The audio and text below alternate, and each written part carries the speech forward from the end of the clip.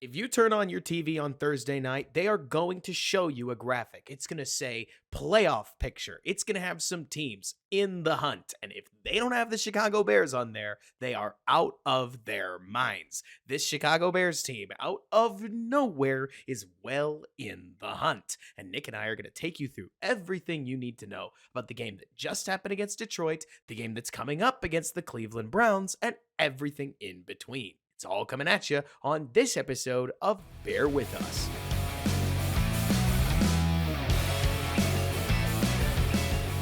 What's going on, everybody? My name is Robert Schmitz, the editor-in-chief of the Bears blog, here along with my co-host Nick Whalen of Football Guys on yet another episode of the Chicago Bears Obsessed Football Podcast, Bear With Us, where we take you through everything from the X's and O's to statistical analysis and everything in between we can as we cover Chicago Bears at, to be honest with you, Nick, the level that you and I would just do it in our own time just because this is who we are. How you feeling this week? Well, it's exciting, more exciting after Monday night, Robert, because again, I live in the terrible state of Wisconsin, and so having Green Bay lose after they were like, hanging the playoff banner already, and to the Giants, and honestly, it looks like the Giants were trying to give them the game after the fumble, and then they score, but then, hey, then we got the Italian guy, hey, he Tommy leads them down, and they DeVito, baby. and they win, and it was so that on top of the Bears winning, on top of like their draft pick got better because every team that was bad like won this weekend. So Right.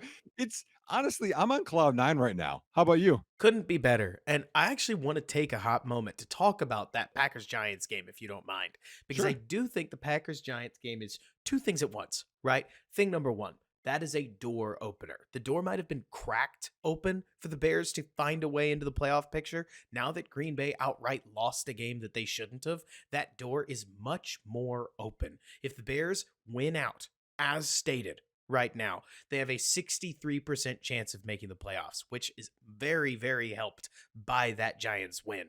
If a couple teams lose that we'll talk about later in the show, that can jump up as high as 83% that the Bears Woo! make the playoffs if they win out. Destiny almost feels like it set the Bears up for an 8-8 square dance in Lambeau Field with playoffs on the line. But let me flip the coin over and talk about tails. What I love about this Bears situation, as far as our evaluations of Matthew Eberflus, our evaluations of Justin Fields, is that if you lose focus for even one game, you can lose to Tommy DeVito. And regardless of what we'll say about the Browns, regardless of how poor the Kyler Murray Cardinals have been at times, regardless of the way that the Atlanta Falcons have floundered, all of these games are as losable as they are winnable. And if the Mhm. Bears don't bring their A game, well, then they're going to make their decision for us on what we think about these coaches, what we think about the quarterback situation, and everything in between. I personally, Nick, love this because the moment the NFL gets truly predictable is the moment it gets boring. The Yeah, wildness, the parody. craziness, the reason to play the games is what makes this sport so fun. And as a Bears fan, oh, lean in and get behind your team because a miracle may just take place, unless the Bears have a game where they fumble twice, like muff a punt and drop two interceptions and suddenly lose 17-16. You know what I'm saying? Like Oh it's yeah. NFL. Well, I think I talked about this a while ago. Let's see, your opponent dropping passes, not recovering fumbles, like missing field goals, The like Green Bay like luck the thing. the luck factor. Yeah. So Green Bay's top and Chicago is, I think, second from the bottom or third from the bottom. So you think over time that would, or over a season, that would correct itself. So we have a little luck on our factor. And speaking of luck, my question to you, okay, and, What everyone is that listens, I this? think you'll have fun with this one. What is this? So, kind of a trivia question, in terms of Bears and Browns. Okay. Okay. They've played many times over the years, but there's one that's just ingrained in my mind. All right. And let's see, I would have been what did I been in high school maybe? I'm trying to remember the year, Oh but man. the when Mike Brown had the back-to-back interception returns for touchdowns in overtime. Okay, the first one was San Francisco. T.O. actually bobbled it, and then Mike Brown returned it. And the second one was against the Browns. But do people remember how improbable that comeback was? So, Robert, we're just going to talk through that game at the end of it, okay? Do you remember Mike Brown returning for a touchdown? What season was this? Man, this would have been 2000. Let me look it up. Let me look it up. There's a chance I wasn't watching yet because Really? I've been told more about Mike Brown than I actually remember. Because around the time I started watching, you got to remember, my first Bears football memory is the Bears playing the Saints right before they went to the Super Bowl. Oh, Like, wow. So this would have been 2001. yes, so there's no way Oh, that you I know what don't you're talking know? about. So regale the tale. Bring me in Oh, on it. wow. Wow. Okay, so they went to they were 13 and 1 or 13 and 3 that year. But so they were playing 49ers, right? It was late in the game, overtime, and Terrell Owens gets a slant over the middle, bobbles it a little bit. As people know, Terrell Owens, great receiver. He did have some drops. And Mike Brown was just fortunate, it just went into his hands and he returns all the way for a touchdown. The Awesome. next week, okay, and they were down 28-9 and they like rallied. So that was like, oh my gosh, this is awesome. Okay. So this team is doing well. I mean, they were like 5-1 at that point. Okay. But they're playing the Browns. Okay. Mhm. And the next week, and the quarterback Shane Matthews, by the way. So I'm again, if this Okay. is in your mind, Robert, of like before, your tales of Right. watching the Bears, Shane Matthews, But they are down to the Browns. I think it's 21-7. Okay. They have let's see, it would have been, I think it was like a minute left in the game, and they throw a touchdown. Okay. So right now I'm just painting the picture. Since I can't trivia question you this, I'm just gonna paint the picture. Okay. Well, I They're, appreciate it. they're down 21-7, Robert, Okay. which is significant. Okay. Mhm. They throw a touchdown pass to Marty Booker, which one small caveat I remember. So in 2001, I would have been in high school. Mhm. I went to Bears training camp, and I remember Marty Booker was there. And you want to get autographs and pictures and whatever. Marty Booker gave me one of his rubber bands. He always wore rubber bands around his wrist. I Right. wore that thing like for as long as I could, and then when it broke, Robert, I taped it. Like I wore that thing for a long That time is because awesome. it wasn't a rubber band. Because It was a Marty Marty Booker gave Booker it to you. rubber band. Exactly.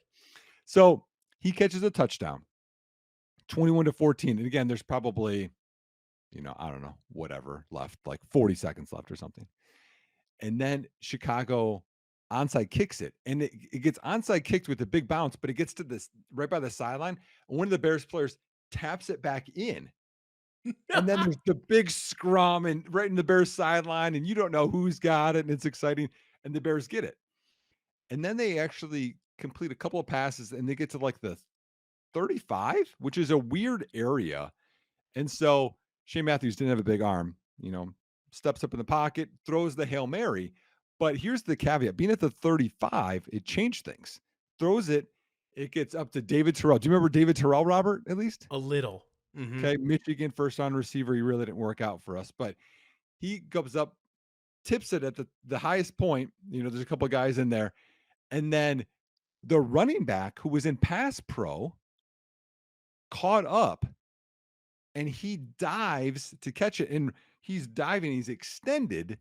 So you're like, oh man, this is gonna hit the ground. But then he turns his body and lands on Marty Booker to catch it to go into overtime.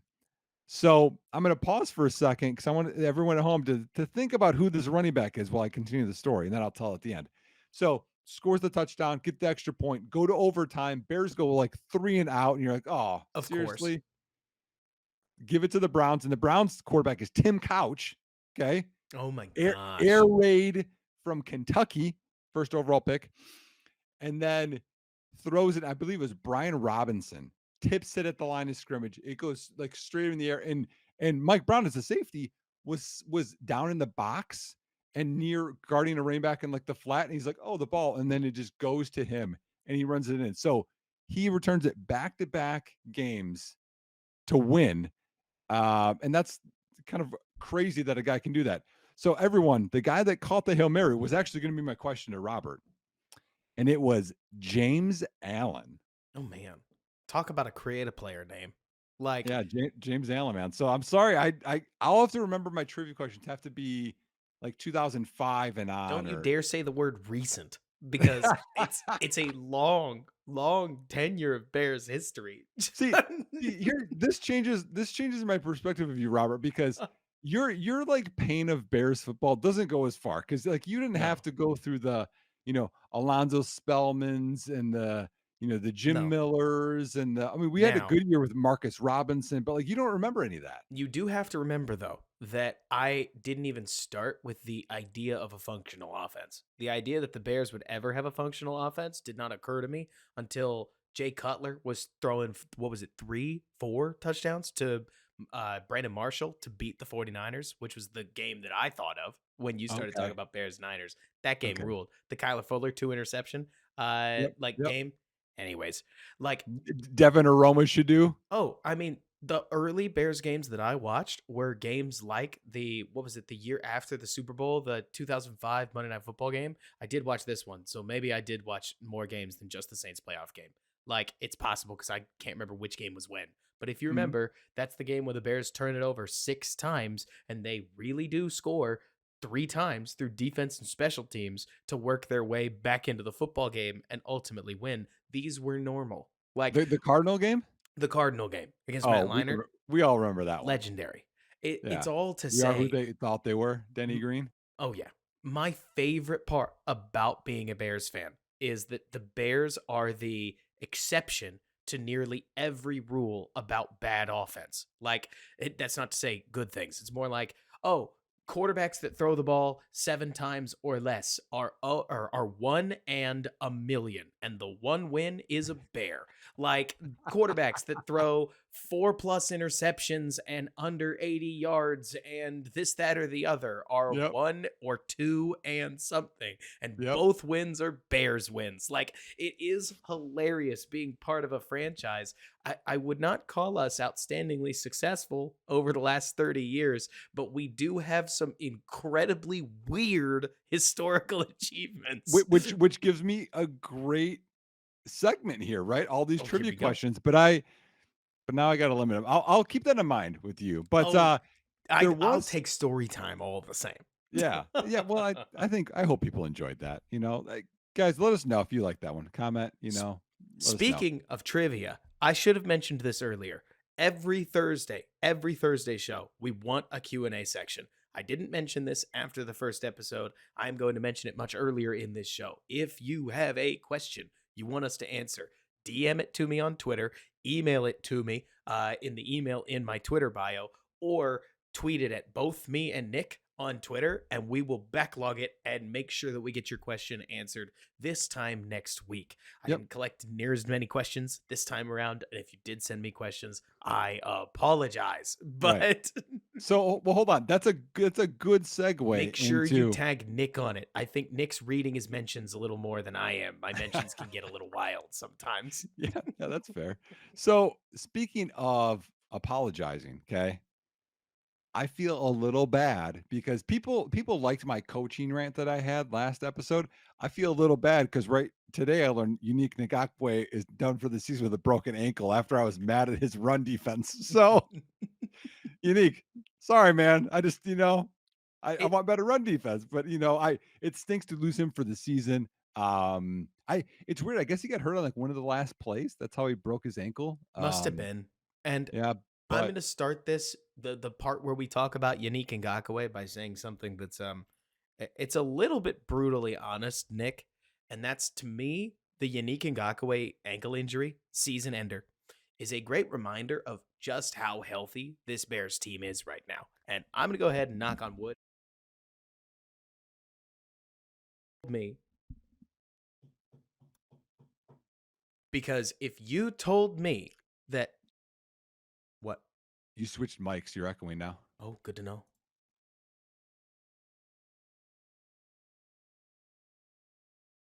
How about now? Better? Yep, there you're back. Perfect.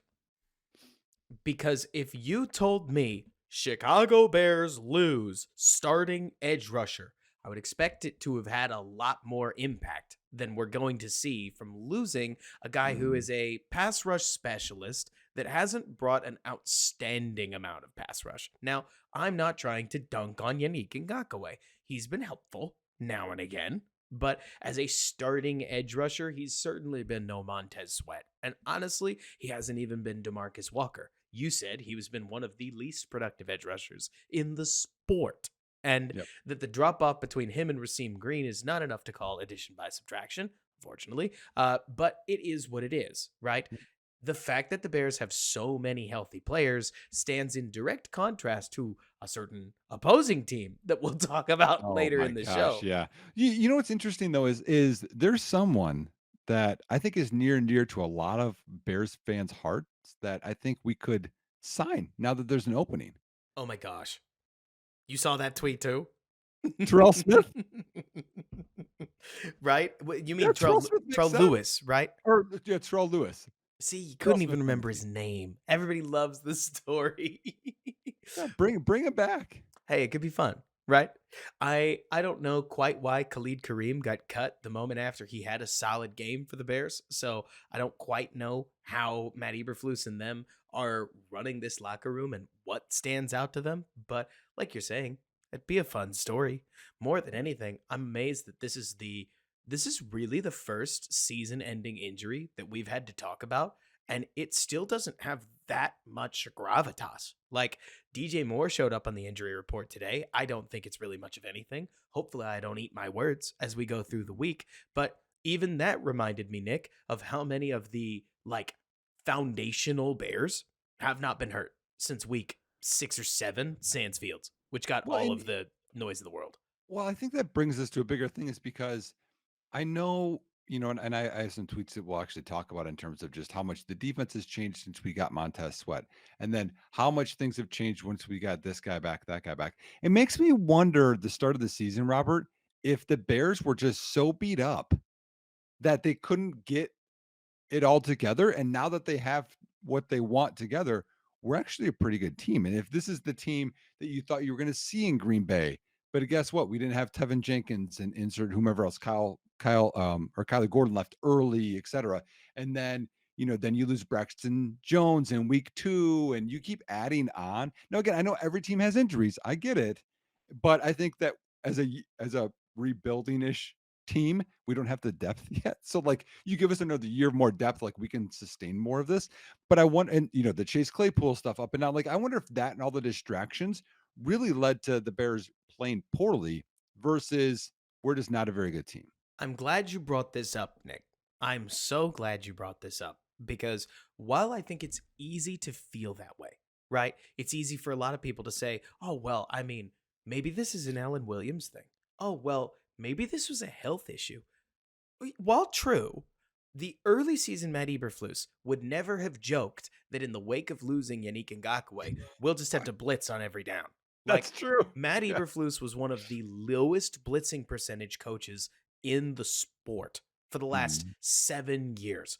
We are thriving right now because of the threat of the blitzes that he is recklessly throwing at opposing offenses. We're not talking about Todd Bowles. Most of it's fueled on third downs, but we get enough of these blitzes on first and second downs, and we get enough of these series where he blitzes on all three and sometimes even all four major downs. I mean, Yep. on fourth down with the interception, they sent they sent 7 men and they had TJ Edwards bluff a sim pressure. So you Yep. could consider it a 7.5 rush play on a core down. This never happened. They Mhm. played drop 7 coverage on every relevant third and long down up until week 8. And in my opinion, I actually think that's a stronger story in favor of Eberflus. Sure, we could say he's kind of putting out the fire that maybe he started, right? But this is real coaching growth from a man over 50. They are not known for changing their ways, right? And that kind of flexible thinking is giving him a real shot at retaining his head coaching spot that looked all but certainly gone from him just what do you think, 3, 4 weeks ago? Well, I And mean, yeah, we were talking about it. I mean, I think it deserves a major round of applause. Yeah, yeah, it Like, does. yeah, So I have a tweet here. Tyler Bucher, I think I say his last name. Someone that I followed for a while. He put this out, and we've seen the Bears' defensive stats. So I'm just gonna read this one out here. I think it's a good segue. Um, their defensive ranks since they acquired Montez Sweat. They're number one in the NFL in QB passer rating allowed at 70.7. They're number one in interceptions with 9. They're number one in pressure rate at 12.6. Number one in lowest explosive pass rate at 4.3. They are fourth in passing yards per game at 180, and they are fifth in EPA per pass at negative 0.12. That is outstanding. Like, even the pressure rate has Oh yeah. flipped. But it's so funny, right? Because pressure rate isn't weighted by time to pressure. And No. if anything, part of me wishes it was, because on one side, we've had Justin Fields that'll sometimes take pressures as late as 4 seconds into a play that almost makes comparing his pressure numbers with somebody like, I don't know, let's go with Trevor Lawrence, right? Almost apples to oranges, because Trevor Lawrence's time to throw is so generally low, whereas Fields's is so generally high that you almost wonder, are they playing in such different ways that we can't compare Mhm. them? On the other side, the Bears are picking up quite a few coverage sacks and a lot of coverage pressures at this Yep. point in their season. I mean, Mhm. Nick, this is some of, and I can't believe I'm saying this because I was so hard on the scheme early in the year. So Yeah. hear me when I say this. This is some of the prettiest bend don't break team defense you're going to find. The Bears don't give you explosives. The Bears are going to make you grind out 6 first downs the hard way. 3 Mhm. yards in a cloud of dust, 4 yards in a cloud of dust, a tight window completion. Yeah. And then all you got was 15 yards for your 3 downs of trouble. You know what I mean? I Like, mean, because you've seen the film too. I mean, just the way that their coverages, they're passing guys off when mhm, they're trying to get some of those natural rubs, or they're trying to, because I mean, like last week, they would motion into a bunch, and then Kyler Gordon would look, and they would signal, okay, yep, we're gonna play this box technique. So whoever comes into your quadrant, if you a way to kind of think about it, that's who you're gonna get. So you're passing guys off that way. That allowed, and then also there's another one where you can switch off in terms of who has man, and so that was the one, if people remember, where they motioned into bunch and Tyreek Stevenson was able to slide through because they weren't going to hit each other because they knew who they had. It wasn't the person right in front of them. They kind of crisscrossed a bit. So mhm. to me, like, they're changing things up, but they're communicating. And again, part of that is health, right? When you're continually able to play with each other, you're going to get better and you're going to communicate better. It looks like a ton, honestly. Like, it's so funny because everybody's attributing a lot of this to Phil Snow.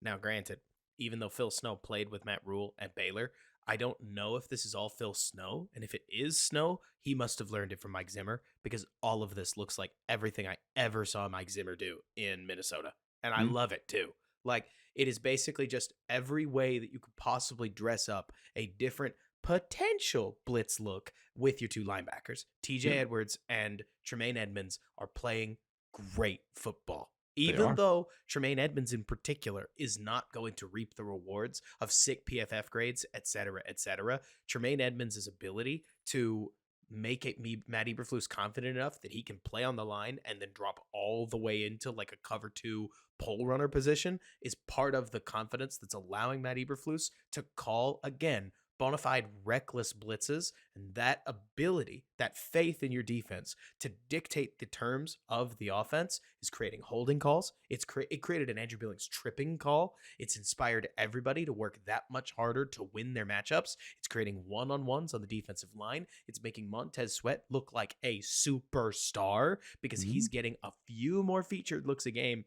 And that length, man, like, Sweat is fast. Sweat can close on you quickly. And I know you know this, Nick. The unspoken part about pressure is that you don't get a pressure when you get an angle on your defensive lineman and you lift your arm really high in the air, and all the quarterback sees is a flash of movement that he knows as a defender. And then Yep. he throws the ball, but he throws it just a little ricketier or maybe a little earlier than he was going to. They don't always give you a hurry for this. I like to call it soft pressure, right? The Bears are creating way more soft pressure than they did early in the year, where you and I joked that Baker Mayfield, Jordan Love, Patrick Mahomes, around the second Jeez. quarter, they would just get comfortable because they knew Yep. nobody was getting close to him. Yep. It's it's been awesome. Also, I mean, the DBs just don't have a hole. Like, including Jaquan Brisker, including Tyreek Stevenson. They're not giving an Could inch right could you now. do could you debate that your worst DB right now is Eddie Jackson? Um, I wouldn't, because I love what Eddie does, and I think Eddie does a great job of keeping the hard top on. I would argue that it's probably still, it depends. Okay, so how much do you value? I'm asking you this. This is a real Yeah. question. How much do you value Brisker being a tank in the box? So I value the run game. I know a lot of other people are like, it's all about pass game, throwing the ball and stopping the pass. But I think they both have good value because if you stop the run game, you create long down and distances, Right. which advantageous passing situations versus the play action 3rd and 3. Like watching the Browns film, they do that and all the Jaguars come up and then David Njoku just slips out wide open for an easy Right. touchdown. Like I value that stuff. And Brisker's probably going to give one or two of those up a game. Like, Brisker may, hey, Bears fans, we're just talking. We don't Yeah. know. If Brisker keeps getting better, I will absolutely speak to the change once we get there.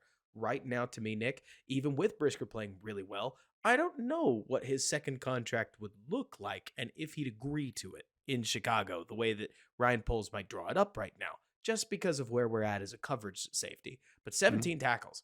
Oh my God. Like, that speaks for itself.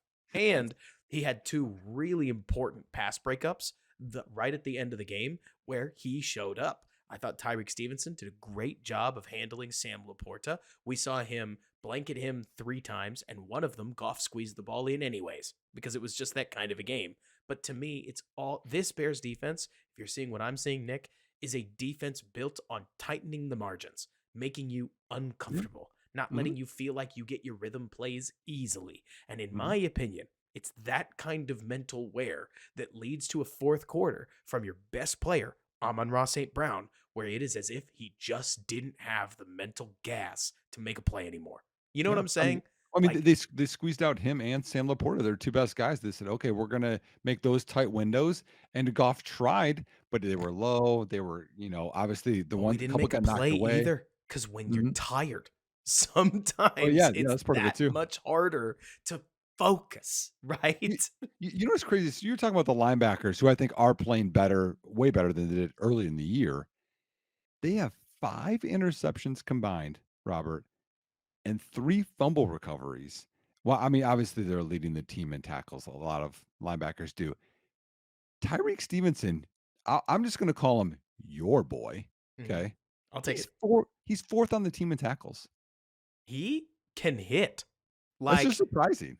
there was one tackle in particular that you may remember from the game where Jameer Gibbs breaks out to the side with a ton of space. Like, he breaks out to the right side where it's him and Tyreek Stevenson and the entire hash to the sidelines of the field to work with. And Stevenson flies downhill and brings him down in one swift motion to the point where it almost looks forgettable. Right? The guy has stepped up in a lot of big ways, I think. And I mean, the way that I put this on Twitter just today, Nick, Kyler Gordon is a great example of what normal DB development looks like, in my opinion. Like, you get beat, you learn from the way that you got beat, and you try not to get beat again that way, Yeah, right? But you have to take your beatings because until Devontae Adams pulls a double move that looked like a single move, you don't know receivers are going to do that at that speed. You just haven't seen it, right? yep. To me, Oh, Tyreek part that's a nightmare thinking about that game last year for Kyler. Oh, oh, a nightmare. But bad. Kyler Gordon was one of the worst corners in the league last year. Now he's a top 10 corner in the slot, which is a very hard position to succeed Mhm. at. And he's a legitimate field tilter for the Chicago Bears right now. Kyler Gordon deserves his flowers, played a Yeah. great game in this last week. And when I look at with Tyreek Stevenson, man, is I say to myself, man, if Tyreek is already hanging in there as like a playable low CB2 in a DB position that will just beat on you when number one wide receivers line up across from you and take your lunch money like Mike Evans did, even when he's given us games like he did against the Raiders, where he really did, I think, get the better of Devontae Adams for the majority of the game. Like, how much better can he get in Yeah. year 2? Yeah. How much Wait, better can he get in year 3? I'm excited. no, I know, and I know you're a little higher on than I am, but I think he's making the progress, which is exactly what you want to see from rookies. We talked about this, that Mhm. you can't be too hard on a rookie. Late in the season is when you're going to see progress. And we're Right. seeing that with Gordon, second year, Brisker, second year. We've been critical of him. Same with Stevenson. Actually, I'm going to correct myself. So Stevenson is fourth in tackles, but Robert, we know why. Because he gets thrown at more than Oh yeah, anyone he else does. in the DB room. Because when I look at the tackles with Jalen Johnson, for example, Jalen Johnson has 28 tackles total, and Stevenson has 66. That's So insane. they just don't want to throw at Jalen Johnson. No, they don't. And hey, that's good practice for Tyreek. I think the main thing I'm trying to say here, Nick, is that I think I've seen a lot of people that want to see linear progress with a player. And with quarterback, everybody always says this like growth isn't linear. With DBs, growth kind of happens overnight. Like there's going to be a moment when it clicks, and there's Mhm. not really an in between Yeah. until Yeah. and then it'll have days where it unclicks too because you're a DB. Like DJ Moore stole Patrick Surtain's lunch money, life savings, and everything else he could against that Broncos game. Patrick Surtain looked, I don't want to say unplayable. He had one nice play at the end of the game where he Yep. passed or he took something away from DJ. But Yeah. A what dig. when Yeah. the guy rips 120 yards off on you, like Yep. that is not a good day for Yeah. a top 10 corner in the NFL. DB is a tough position to play. It's Like impossible. you have to get burned, and then you still have to have confidence that you're not going to get burned again. And if you do, you have to have confidence you're going to come back. So, is there anything else from defense from the Bears film review you want to talk about? Sweat's a leader. I'll go lightning round, right? Sweat's a leader. Gravon Dexter looks like a problem as a pass rusher in the good way. In the bad way, we're still a little inconsistent in the run game. Zach Pickens does not get enough shine because for some reason defenses just have this or offenses have this weird habit of running away from him. I don't. There's no way they're scared of number 96. No. There's no way. But they might be scared of number 97, who is a monster. Like Andrew Billings had another great day, influenced a tripping penalty. Haven't seen one of those this year because he got up so fast on Graham Glasgow Yep. that Glasgow just had to trip him to put him on his face. That guy gives 125% effort on every single snap. He is just so much fun to watch. Yes. The I really think. Did you? So sorry, going back. Did you see that the long run for Gibbs? Did you see Pickens backside? Mhm. How well he played? It was like, oh, that's a good player too. So He's to me with Pickens, really all we're getting is little moments of him being more physical than the guy across from him mhm, because we're not really seeing results. He's just not involved on the kinds of plays where he yep, would get results. Though on that fourth down where Tyreek Stevenson nearly picked the pass off because it didn't matter, right? It was offsides. right. It, I believe it was that play. But there is a play in the game where nobody gets pressure except Zach Pickens that puts the left guard in Goff's lap. Well, So how about the last play, the last main play that Detroit had in the game, the fourth down? that is the Pickens one, was the isn't it? one in his face Then that's too. the play I'm talking about. Yeah, It wasn't two plays, but it was that one. And yeah, hey, that yeah. counts for something. But that's enough. Like we're talking about, like with a rookie, you're seeing a little bit, and you're like, okay, if he builds on this next year, he could be, maybe a starter or a Oh yeah. rotational guy that makes a difference. And even beyond that, Nick, like I'll say the part that I think is hardest for a lot of people to swallow, right? We are not expecting more than about half of the draft class to actually be a positive contributor for the Chicago Bears. So Yes. if Zach Pickens, let's say Gervon Dexter is on the warpath to become a really positive contributor for the Chicago Bears, and Zach Pickens is on the slope to end up, I'm not going to use the B word, but everybody knows what's coming to their mind. You know what? If you can just tail away from that and become a single, even if we're not a double, even if we're not a triple, like have some use as a Yes. rotational backup that can make a play or two in reserve, Mhm. that can be a really positive thing. I think I think the third round might be the most misunderstood round in the draft Oh, very. because there's a lot more Valus Joneses than there are Yannick Ngakoue's out of the So third.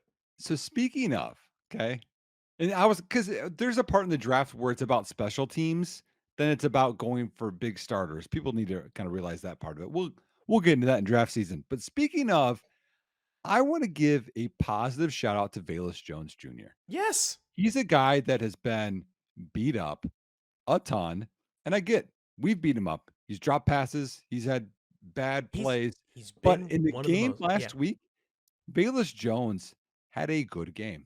He had the hitch route that he caught, I thought was a sight adjust because his guy blitzed and he's like, "Oh, that guy blitzed. I'm going to sit down."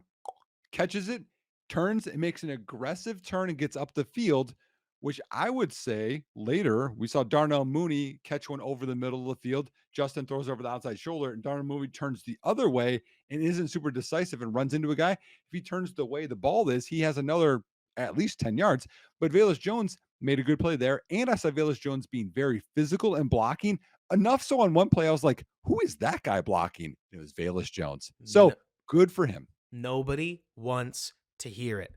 But if Velus Jones could figure out how to cut the catastrophe out of his game, like the comically bad moments, because that's what they are, Nick, right? Like Velus Jones seems as if he is just finding creative ways to be on the wrong end of some of the worst lowlights of the Bears season for both of the years that he's been on the team. Man, if you could just not do that, like, I know nobody wants to hear this. I legitimately mistook Velus Jones on that quick blitz beater you're talking about for DJ Mhm. Moore. They are shaped the same way. Like they've got surprisingly similar burst when you Yeah. really look at Well, what they are. and thick too, you know? I know. Like Yep. they're both built like a running back. And if you can put the ball in Velus Jones' hands, you could argue he's definitely more dangerous with it than Trent Taylor. The problem has been putting the ball in Velus Jones' hands and Yeah. all of the wildness that comes from that. And as long as Velus Jones is cheap as hell, you can roster this guy Yeah. and just try to see if there's a little more in there. I mean, Mhm. for all intents and purposes, the fact that he got on the field must say he is working his butt off because a lot of lesser players that have any attitude issues in the meeting rooms would have just gotten cut. Yep. Like given Well, all the bad that's happened. but think of the resiliency he needs. He has not played great at times, benched, lost That's his an kick returning understatement, duties. Nick. I mean, Like, just you have to I mean, think of the person you are. You failed at your job multiple times. I mean, how you have to feel inside for him to be like, you know what? I'm still going to show up and make plays. I mean, there was another one he caught out earlier this year on time with his hands. I was like, okay, there's little things here, mhm. just like Zach Pickens. Maybe the light will go on later this year. Oh Maybe the yeah. light will go on next year. But you at least you're seeing little moments. And Zach isn't getting blocked. Like I'm trying to think of what cataclysmic would look like for a defensive interior lineman, because that's what's so funny about Valus. Like, okay, Tyson Bagent launches this gorgeous ball, pretty enough, right? A clear touchdown ball into the end zone, wide open. We drop it. Justin Fields, in 2022, launches a perfect ball down the sidelines. Valus did the hard part, stacked his corner, and drops Yep. the ball. Like Yep. Valus has what, 5 fumbles in maybe 25 touches, including punt returns. Like it, I don't know if it's that severe, but it feels like it, doesn't it? Oh yeah, it does. But And honestly, maybe he was helping us last year. oh, I mean, it worked out, but Maybe. there's no way he was in on it. And okay, so now that we're on the topic of missed opportunities, this is not the segue anybody wants, but Nick, I don't think we could have nailed Justin Fields' performance any better than we did on our first watch after the game because the film showed Justin's highs being every bit as high as we thought they were. His athleticism is amazing to the point Mhm. where sometimes in these conversations about what we do at number one, when you ask me, Robert, what would you turn down? Like basically saying to me, Robert, I'm really trying to say keep Fields. How can I get you to say keep Fields? And I keep picking the quarterback. I I am not saying enough about how athletic and how amazing and how unusual Justin Fields is when that guy is running the ball. It is different. He puts Yep. dust between him and defenders that should not be, and you can tell it frustrates them because it is like playing against an alien. I mean, Yep. you get used to playing football a certain way. It's the same way when the quarterback runs the ball every other week of the season, and then you play that guy, and it doesn't work that way anymore. And you're like, why are players so impressed? Because he feels different. But Mhm. man, Nick, I Well, and swear we left 150 yards on deep shots down the field oh yeah, on yeah. like even just 5 plays, like minimum 2 straight up touchdowns. When we look at the plays that Justin passed on, and worst part, he looks at the players. Like I know. it's one thing to say, "Oh, it's not in the read," and sure, I didn't play 5 years in the NFL, but I like to think I know a thing or two about how these reads are designed. They look like they're in the read, but beyond that, you can see Justin eye up these throws. A throw Mhm. deep down the sideline to Darnell Mooney. Two throws up the seam. One up the seam to Mooney. One up the seam to Cole Kmet. Cole Kmet on a rollout to his left just gets jailbreak open, like unacceptably open. Is that a fair word? Yeah. Unacceptably open, and we don't throw the ball. We check it down for an incompletion. Like, if Fields threw some of these, we're not having the conversations we do nearly every week, because even if we were missing the throws, at least we're being aggressive. Like, if we're Justin Fields and we're going to live with the high volume of hits we take and the amazing things we do athletically, hitting some of these deep shots alleviates the need for a super healthy quick game, right? You don't need to throw down the middle if you are killing guys with touchdowns up the sideline and the Mhm. occasional seam ball. But when we don't throw it, it can put so much more pressure on the rest of the team. And I'll pick on one play before I hand it back to you. Ranted long enough. The Cole Kmet, the ball where Justin Fields sat in the pocket and I literally timed it out. He sits in the pocket for 7 seconds, Nick, rolls out to his left and throws the ball to Cole Kmet at the 9.3 second mark, which Mhm. is a wildly long time to And hang then onto then the it was the football. hold, right? And he takes a hold. And if at 2.5 seconds he had loaded and spat the ball to Cole Kmet, God forbid Kmet breaks a tackle, it's a touchdown. But at least it's a 30-yard gain off of Mhm. first down, and the Bears are rolling. And it's those missed opportunities that, look, I don't know that 16 other quarterbacks are hitting them. Like, to pretend that every quarterback in the league is hitting them, every quarterback in 2010 might have. The league is a little different now. And I It do is. think that that needs to be part of the conversation, that half the league is Sam Howell, Desmond Ritter, and like a bunch of these other Yeah. Jimmy Garoppolo like guys that Mhm. maybe they throw the ball, maybe they don't. Honestly, hard to know. But they're the throws we're begging Getsy to jailbreak open for Fields, and seeing them not get thrown just makes you go, "Daggum!" You know what I mean? I didn't expect it. I mean, what's funny is, so we get ready for this show, everyone. Like, we put a show sheet together, and then right before the call, we'll like talk about some of the stuff we have on the sheet, but it's not like the most detailed thing in the world. No. So we both got on here, and we started talking about Fields, and I was like, man, he missed some throws that were open. Robert's like, okay, you saw it too. Like we both don't watch it together. And I think like we might watch it on different days or, watch it, some people like the Tim Jenkins, who I like, Chase Daniel, JT O'Sullivan. You might watch those guys too. I don't watch any of those. I just watch the film. But I would say only one of those, Robert. I would say there was there was a pass rush enough where I was like, okay, maybe that's why he Right. moved off the spot. But Like, other than that, There's a Darnell Mooney dig that he didn't throw, that yep, it's open, but we got pressured. And then yep, there's obviously the DJ Moore dagger route that we just plumb missed later in yes, the game, yes, that yep. it doesn't work. But keep going. But like there's times when early in the year where I'd be like, well, he didn't throw this because at least there was some pressure or some in his face, etc. But these ones they were open. And so what's weird is Justin Fields early in his career in Chicago at Ohio State loved throwing the deep ball. It was, I mean, he's obviously he's really good at it. He's really accurate, as we saw with DJ Moore, like throwing it on a line. Like literally, he could have run down there and just like handed it to him on that penalty, Oh, right? Fourth and so 13. pretty. It was a great throw, just like he had at Detroit on the bomb. He missed the one, but he hit the So other one. pretty. Like he's a great deep ball thrower. And he's not taking those shots, even though he's done it in his past. So it's not like that's not in the repertoire. But I don't know if it's Justin Fields is like, "Hey, I'm gonna limit my mistakes because mistakes have been my issue." And so if I limit my mistakes, because the longer you throw down the field, everyone, the more prone to interceptions, right? The interceptions happen on deeper passes. It's in the air longer, easier for safeties to go. I would, whatever, however you want to word that. If he's like, "Hey, I'll limit these and I'll just increase my completion percentage," which is another thing people complain about all the time, you know, maybe that will increase our odds to win, etc. Or so it's him thinking that it's the coach is telling him to do more of that, or it's him not seeing it. But like this time, he saw it, in my opinion, and it Mhm. wasn't as much protection or the guys weren't open. Some of these guys were open. So I don't know which one it is, Robert, or confidence of Fields, but there's something that was like, again, like probably at least 3 plays. I was like, I don't know what was going through his mind on these. No. And hey, just so we sound like we're fair and balanced on here. First of all, I need to reiterate the super athlete part.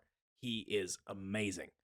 Sure, there are some technical questions I have about his footwork in the pocket, but when you're that athletic, I really never expect quarterbacks to have perfect technical footwork because Joe Flacco's footwork is the way it is as a survival mechanic, right? If he's not perfect with his footwork, if he's not getting off his drop spot immediately, he is going to get smashed by Miles Garrett, Well, right? and I got a big thing about the athletic piece too. So I don't do you want to touch on the pass thing, and then I'll come back to that, or how do you Yes, want to do it? I wanted to say that Fields Go ahead. threw some absolute seeds in this game. Like Yeah, the out route tight that he windows. had to Cole Kmet, the up and over ball that got over Alex Anzalone that he also threw to Cole Kmet. Obviously, the 4th and 13 speaks for itself, but there were even some quick game balls. There were some moments of recognition, like when he found Valus Jones, that you got to give him some credit for because Mhm. he saw the blitz. He knew nobody's on him. I'm going to throw him the ball. You saw another one where the Bears had a like late breakout swing pass where the running back went in motion behind Fields' back, and Fields saw the linebacker vacate the middle of the field and waited for Cole Kmet to be wide ass open. Sorry, not don't usually. Anyway, that doesn't leak out on the pod most of the time What are you, because JT O'Sullivan? no, because can you tell who I check my work with? Yeah. Anyways, because Fields knows Cole is totally open, and Cole incidentally just runs into the linebacker, and Fields sits on him, waiting for him to be right there because he's going to be. Yep. Like there are these moments of clarity where you can Mhm. see Fields is improving, but Well, oh well, I my mean, gosh, Nick. so hold on. So with that, so threw over the middle of the field more this game than he did in past games, even Hmm. that slanted DG more. We saw touch, we saw tight window throws, we saw anticipation. So like all of those were progress, but Yes, as you're saying, we had some regression too. it's the part where we're trading what might be 40, 50, even 70 yards after catch touchdowns for 10-yard outs for a first down. Yeah. And when we miss the long one, the huge chunk, and we get the short ball, to your point, Nick, you kind of alluded to this. You almost feel like we're getting Matt Eberflus's way in the worst way, right? Like we're getting more of the down to down stuff, but at the cost of that gunslinger mentality Yep. that Matt Nagy seemed like he was trying to instill in Justin Fields. Because, hey, if Fields threw 3 interceptions a game, but he threw them all at 40 yards deep, part of me wonders if you could live with it if you hit enough of it, if you hit enough other shots to work your way down the field and score a bunch of points anyways. Arm punts are just not as dangerous as the interceptions you throw at the line of scrimmage. Like that's the irony of football, right? You throw an Mhm. interception deep down the field. I don't want to say whatever. It's not that simple, but it's the interceptions on the quick game that are the real problem here, right? Yeah, yeah. Because I mean, that's kind of a punt, like one of the things actually, and I'm trying to pull this up, is that I saw was interesting when going through stats to prep for this, because I do that every week in terms of just seeing what the opponent does. Chicago is seventh in the NFL in third down percentage. Seventh. I don't know that people would assume that. And I think, part of that is, we have a good run game. I get that. But part of that too, I think, is we're taking conversions. They're like, okay, we need to convert this. We need 5 yards. We need 7 yards, which is good, which could be a reason why he turned down one of the deep shots that you had highlighted in terms of a deep one to Mooney, who was open. Stacked this guy, had 2 steps. That's way open for NFL. Way open. And then threw one to Tunyon for just enough for the first down, which I was just impressed Tunyon caught the ball. But Oh, anyway, same. so is that like, hey, we have to convert? Like that's the biggest thing? I don't know. And I'm so glad you brought that up because the way I have seen other quarterbacks talk about this, I am crowdsourcing my information, but it made sense to me when I heard, I think it was Kurt Warner explain it like this, was that if you design the play where the a short route, like it's a high low, is in your peripheral vision, you can see both at the same time. Yeah. But when Mooney breaks open like that, Tanyan is not in his vision. He has to Nope. reset to go find Tanyan. So you don't know that Tanyan is open. It is a turn down. Now, is it a tougher throw down the field? Sure. Should that be the first throw that we have open on our 3rd and 4? That's a question I'll let you, Right. viewer, take up with Luke Getzey. But from the design perspective of the offense, we are not turning that throw down because we know Tanyan will be open. We have no idea, especially because just saying it to you, Nick, that's not DJ Moore. That's not Brock Bowers running across the field. That's a guy who has Don't been get me excited. it's been a guy who's been one of the most lackluster Bears Right. passing Right. options all Yeah. season. You Yeah, said disappointing better recently, but disappointing early. So, just in terms of you had talked about the athlete that Justin Fields is. So, what's so interesting and the endless debates of, do you take a quarterback at 1? Do you stay with Justin Fields? If you Madden designed the quarterback that you want, I think you'd have a quarterback with Justin Fields' athleticism, Justin Fields' arm, and then have him be like maybe an inch taller. Like it's y- like that is like the most freak like athleticism that you want.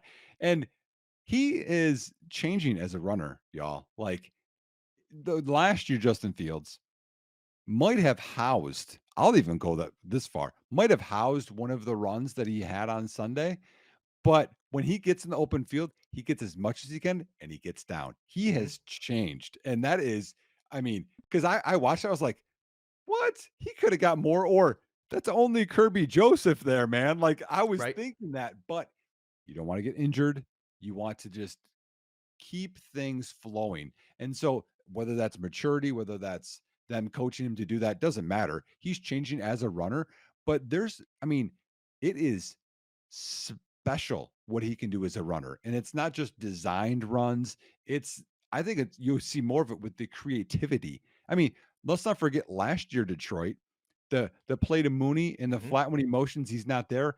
He scrambles, gets turned around, and then just runs in for a Uh, touchdown. Or earlier this year, scrambling around, finds a guy for a touchdown for a couple of quick passes. Like not everyone can do that. I would say hardly anyone can do what he can do. So that part mhm. is super special. Now it's just combining that with a couple more of these deep shots with better completion percentage and third down conversions. And we have, I mean, a top 5 to 8 quarterback in the And NFL. and the brutal piece about this, Nick.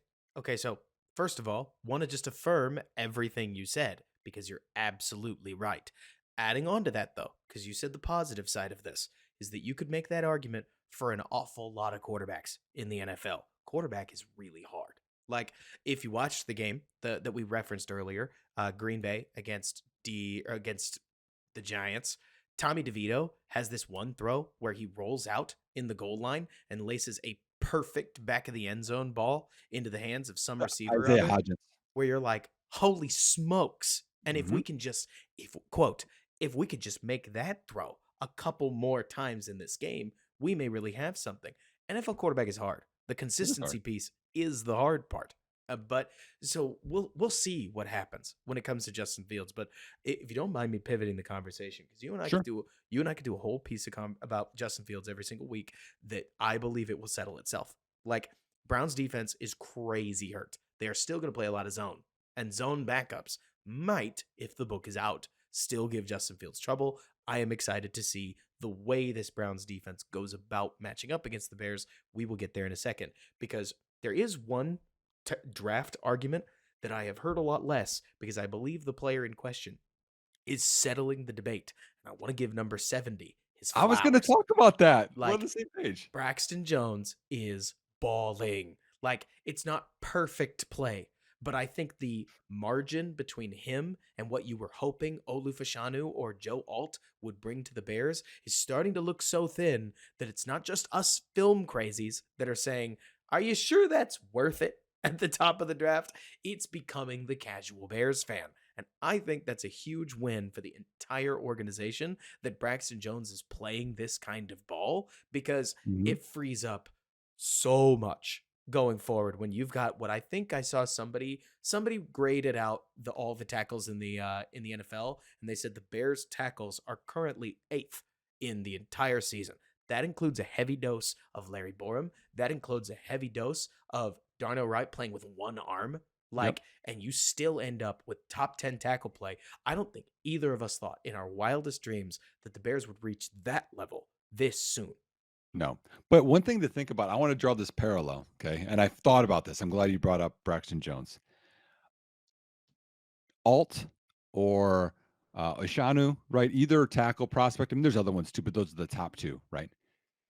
If you draft them, they have more potential than Braxton Jones. I'll say Of that. course. They certainly do. Will they be better than him? I mean, it could be even likely. I think Braxton Jones is playing very well, but I think it could be likely they play better than him, right? Spending a top 10 pick to upgrade what could, I mean, it could be worse too, right? You think there's a lot of outcomes of how this could go. A top 10 pick right now, we're like, I don't think we want to do that, right? But Hmm. it could be better. I think you can parallel that same argument, Robert, and this is going to get really dicey with quarterback right now. The quarterback you draft as a rookie could be better. They could be elite. But is the differential of them getting, let's say, slightly better, 5% better as a passer, and they don't have the running capability, even though Caleb's very creative, worth everything else that you get for the one-on-one? That's the debate. It's the same thing at left tackle. It's the same thing at quarterback because they're not playing terrible. Quarterback's not playing like Zach Wilson. Tackle's not playing like what we had at right tackle last year. Where it's like, oh my gosh, Right. we have to get a tackle. We'll Right. pass up Jalen Carter. Like it is, they're both playing, I would say, above average to well. They're not playing elite, and it gives you options. And that's the thing I think we need to think about is that they could be slight upgrades, they could be worse, they could be Hmm. huge upgrades at either position. And we have to determine, again, after the end of the season, where all the draft picks are, Hmm. whether these upgrades are going to be worth it or not. But I think making that parallel, I think, is accurate. I think it's a great way to frame the question, and I'm not going to let us spin into this. Do not answer this, no matter how badly you want to, because I'm not going to make a claim. So I'm not going to give you anything to say. All right, Nick, because we got to talk about this Browns game. Oh But yeah. the other big piece to this that doesn't really factor in with Braxton Jones is it's not just about talent, because if you got no marginal upgrade between Justin Fields and let's say Drake May, just because I like to switch the name every chance I can Yep. because it's more Yep. about the theoretical at this point. If you Yep. got the same quarterback play, resetting the quarterback contract is or contract clock is a useful thing. Now, it's not that dramatic, but at the same time, I also don't think that the scenario that I've seen on Twitter recently where the Bears don't commit to Justin Fields, despite the fact that Justin Fields' agent is going to walk in your office and he's going to say, "So you passed on Bryce Young, or I guess they'll use CJ Stroud. They're going to say, "So you passed on CJ Stroud. Right. Right. You passed on Caleb Williams. You obviously like us.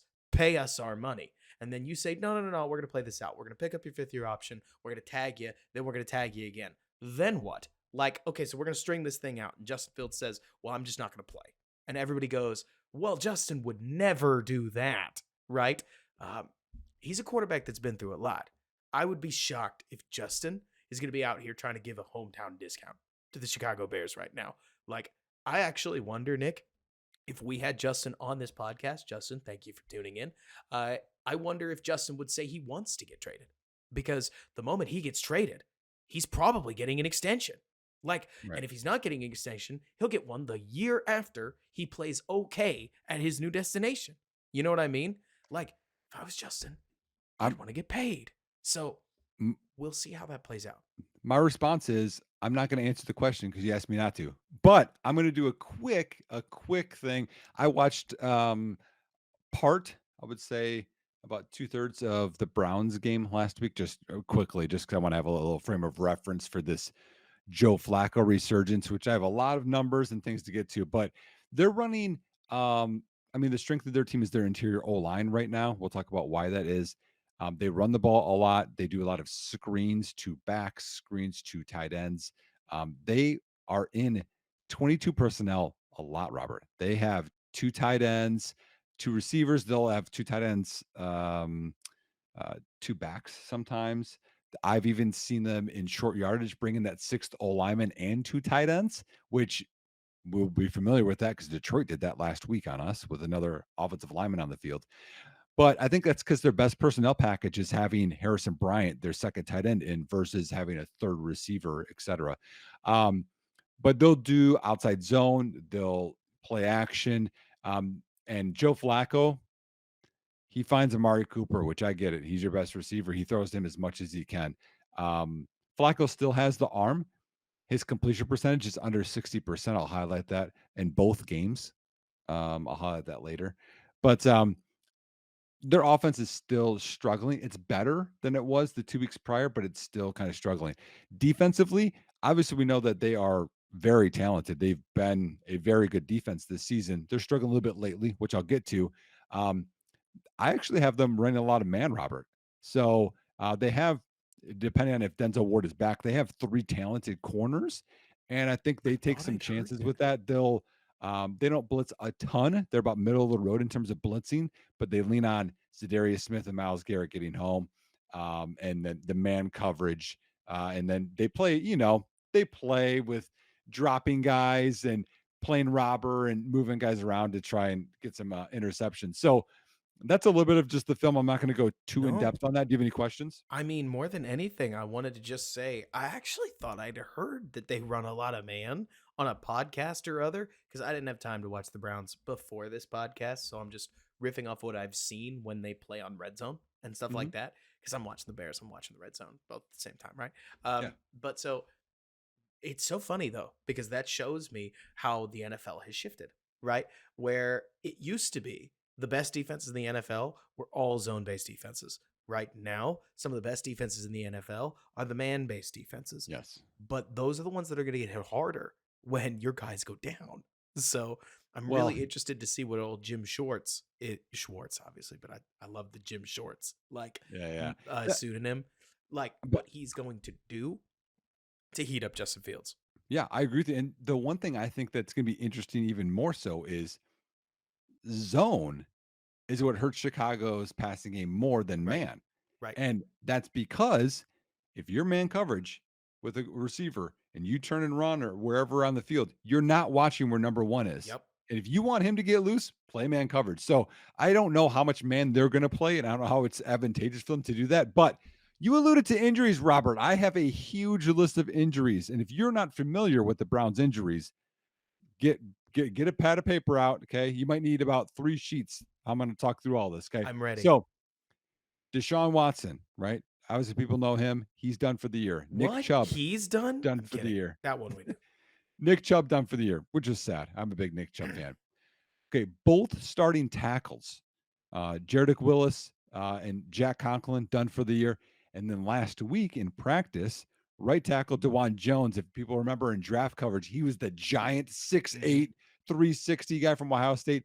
He's now done for the year. So the Browns are down to their second string left tackle and their third string right tackle. They are down 2 safeties, Rodney McLeod, which I was trying to remember, Robert. Is Rodney McLeod the one that played in the Colts game that missed the pass, or was he guarding Oh Fells man. on the last game of the season when the Texans came from behind to win the Lovie Smith Is that game? him? I I never learned thought that he guy's was name. involved in that. I thought he was involved. Look it up. Looking Look it it up up. while I'm doing all this. So Ronnie McLeod, safety, done for the year. They just put safety Grant Delpit, who's pretty good, on IR this week, or I think like today or yesterday. And then Maurice Hurst, D tackle, he's now on IR. That's just the IR guys, people. Now, current injuries. Starting D tackle Jordan Elliott has a concussion. He didn't practice today. Starting center Ethan Posick, who I liked as a free agent prospect potentially for the Bears. He re-signed with them. He didn't practice with a stinger. He left that game in like the second quarter with a stinger, which I thought was kind of odd in terms of that's the designation, and he's still not practicing. Most time that you come back from that. Um, I'll just call him Ogbo, D end that they had. He's like their third D end. He left the game 3 times with injuries last week, and he didn't practice. He's likely headed to IR, is what I've heard. So they're missing another pass rusher. Juan Thornhill. So they're missing 2 safeties, right? Thornhill's the third safe or their other starting safety. He didn't practice with a calf. And so I don't know. I think he left the game with a calf. So we'll see if he will play. Both running backs are injured. Okay. Kareem Hunt didn't practice today with a groin. Jerome Ford had x rays on his wrist, hand. they were negative, but he was limited today. So he's dealing with a hand wrist. Obviously, he's going to try and play with one hand. We'll see. David Njoku, I talked about, didn't practice. Guard Joel Benito, really good player, didn't practice. And again, I don't know if these are just veteran days off, if these are serious or not. Amari Cooper didn't practice. Miles Garrett didn't practice. Anthony Walker didn't practice. He's a linebacker. Their kicker, Dustin Hopkins, didn't practice for personal reasons, whatever. And then the last one is Denzel Ward, their best corner historically, not this year, but historically. He's missed 3 games with a shoulder. He was limited today, but I don't know if he'll even come back. So that is just the guys that have missed practice on top of the IR, Robert. I am out of breath. What do you got? I mean, the NFL's brutal. It's a marathon. It is a testament. We talked about this earlier to how healthy the Bears have been. You want to just go ahead and read the Bears injury report real fast? Yeah, we got 4 guys. 3 didn't practice. Dylan Cole and Equinemius St. Brown. And then DJ Moore had the ankle. And then Jaquan Brisker was limited. That's it. And 4. and Moore's coming off of a game where he played the entire rest of the game. Like, it didn't even seem to particularly slow him down, which is a separate amazing DJ Moore feather to add to his cap, that he's as tough as he is. I mean, you got to remember that that really excellent slant he caught over the middle to nearly ice the game, the 4th and 13 touchdown pass. All this stuff happened after the ankle injury. So I Yep. thank you, cortisone, right? But more to say that, or is it cortisol? I think it's cortisol, right? Yeah, probably. The pain killing shot. But Yeah. all this to say that the Browns injury report, if you include the IR, is nearly 4 to 5 times as long as the Bears is, and those aren't just teamers that are off. I mean, No. Miles Garrett with a major, or like with a step taken out of his game artificially, is a mortal, right? Like, Mhm. just so we talk impact. I realize, Nick, I'm kind of blending everything together.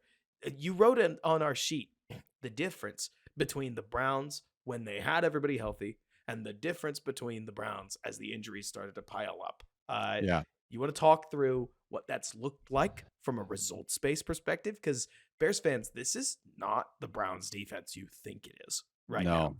No, it's not. So just in terms of starters, I'll quickly go through this and I'll get to some stats. So Joe Flacco's now at quarterback, but on film, I saw that they also bring in Dorian Thompson Robinson. So he's the guy that had some starts. They bring him in for some like kind of quarterback running things.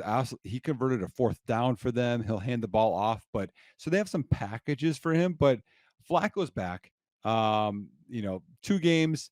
He has improved the offense. He's had a 66 grade on PFF. Now, again, me and Robert have talked about that often. Again, that's just a neutral party. About 70 is about average. So he's 66, which is slightly below. I thought this was funny. I wanted to note this. Flacco's passing grade is actually worse than Deshaun Watson's, who people complained a lot about him, but his running grade was better. I just thought that That's was hilarious. hilarious. Yeah. But in terms of, can Joe Flacco keep this up? I just want to let people know that this is his best grade, 66 overall, since 2019 when he got a 66.7. He had a 72 in 2018, so a long time ago. And then 8 of his last 9 seasons, Robert, he has had a 68.7 PFF grade or worse. It's so funny watching this whole Flacco thing, and it sounds like we'll get to the Browns defense a little later, so we'll get there, Bears fans. Yeah. But watching Joe Flacco, I can't help but feel like this is a testament to just how good a lot of those quarterbacks that I grew up watching are. Like, Joe Flacco comes off the couch, and the ball still comes out of his hand looking like an NFL baller. You know Yep. what I mean? Yep. It's a relatively simple offense. I mean, he picked this thing up 3 weeks ago. They're not running a bunch of complex stuff. But here's the scary part for Browns fans, right? Okay, so Nick, I'm sure you've heard this phrase before. Everybody's heard this phrase. The NFL is cyclical. You've heard it, right? Mm-hmm. As the NFL's defenses get lighter in an attempt to be a little bit more positionless and cover more ground in the passing game and allow your outside linebackers to drop off and cover space and all the other stuff that people are doing, a lot of offenses pivoted towards the Shanahan ethic. Let's not even call it a system right now, because Stefanski's system is a separate take on let's run the hell out of the ball and chain Mhm. all of our play action stuff off of all of our run looks. And that's kind of the base of the way that what people understand Shanahan to be, which you and I know Shanahan is a little bit more centric on his RPOs and the way he gets into his Yep. run looks, but Stefanski is a close cousin, right? Well, one of the things that they do, that I think is smart is they're like, "Hey, we've lost all these offensive tackles, so what we're gonna do is we're gonna have 2 tight ends there that are gonna chip and help." Mm-hmm. And then, so what they do is they try and cover up their weak links more. Like, they're not gonna put Montez Sweat on an island with their 3rd string right tackle and say, "Good luck." They're gonna put a tight end over there, which I Right. think is smart. Just like we should put Mercedes Lewis over there with Braxton Jones to help with Myles Garrett. So they do things. One thing I thought was interesting Oh, though. I got So one more thing for you. I need to chain this into one more point go ahead. because when I talk about the NFL being cyclical, right? A lot of these run first offenses are pounding Fangio style defenses that basically aren't geared up enough to stop heavy rushing Right. threats. Right. So I asked this question really early in the like preseason where I basically said, is Matt Eberflus running an antique offense, like a retrograde, or sorry, is he running an antique defense, a retrograde defense, a defense that does not work anymore, or is it retro future? Is it something old that has been refreshed as we hit the part of the league? And oh my gosh, Nick, if the Bears games against David or against Ben Johnson and these Lions, among a couple others, have whispered good tidings into my ear. If the Browns can't run the ball and nobody's running the ball well on Chicago, Hmm. what do they do? Yeah. like, No, no, that's a great question. That's a great question. And we saw some of it last week, but I think with Demarcus Walker in there, it's going to help the run game even more, or run defense even more for Chicago. And when you look at their interior O line is really good. Well, I'll get that in a second. But yeah, I think it's definitely going to be an advantage. Flacco Um, could have a horrible day, is what I'm yeah, trying to get at. Like, well, their offense is like bottom 5. and why would it get? I mean, they've had 2 decent weeks with Flacco, right? Like, it's So been bottom 5, but they scored at least a decent chunk of points. Like, I Well, know so that. here's the difference. So they with 2 games with Flacco, they've averaged 358 total yards on offense, Mhm. and the 4 previous games without Flacco was 307. So those 2 have been better. Again, really small sample size, but in points, they've averaged 20 points per game with Flacco. It was 21 in those 4 games previously on Is it just average. So, 20 like, with that's Flacco? 20. That's it. Wow. I'm coming off of one game then where they scored some 30 odd points, and And I must then just be overrating that.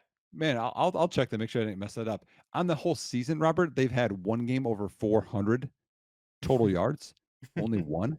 And Flacco, like I said, he's at 57.8 and 52.3 completion percentage. So if you want to take off, I'll look up.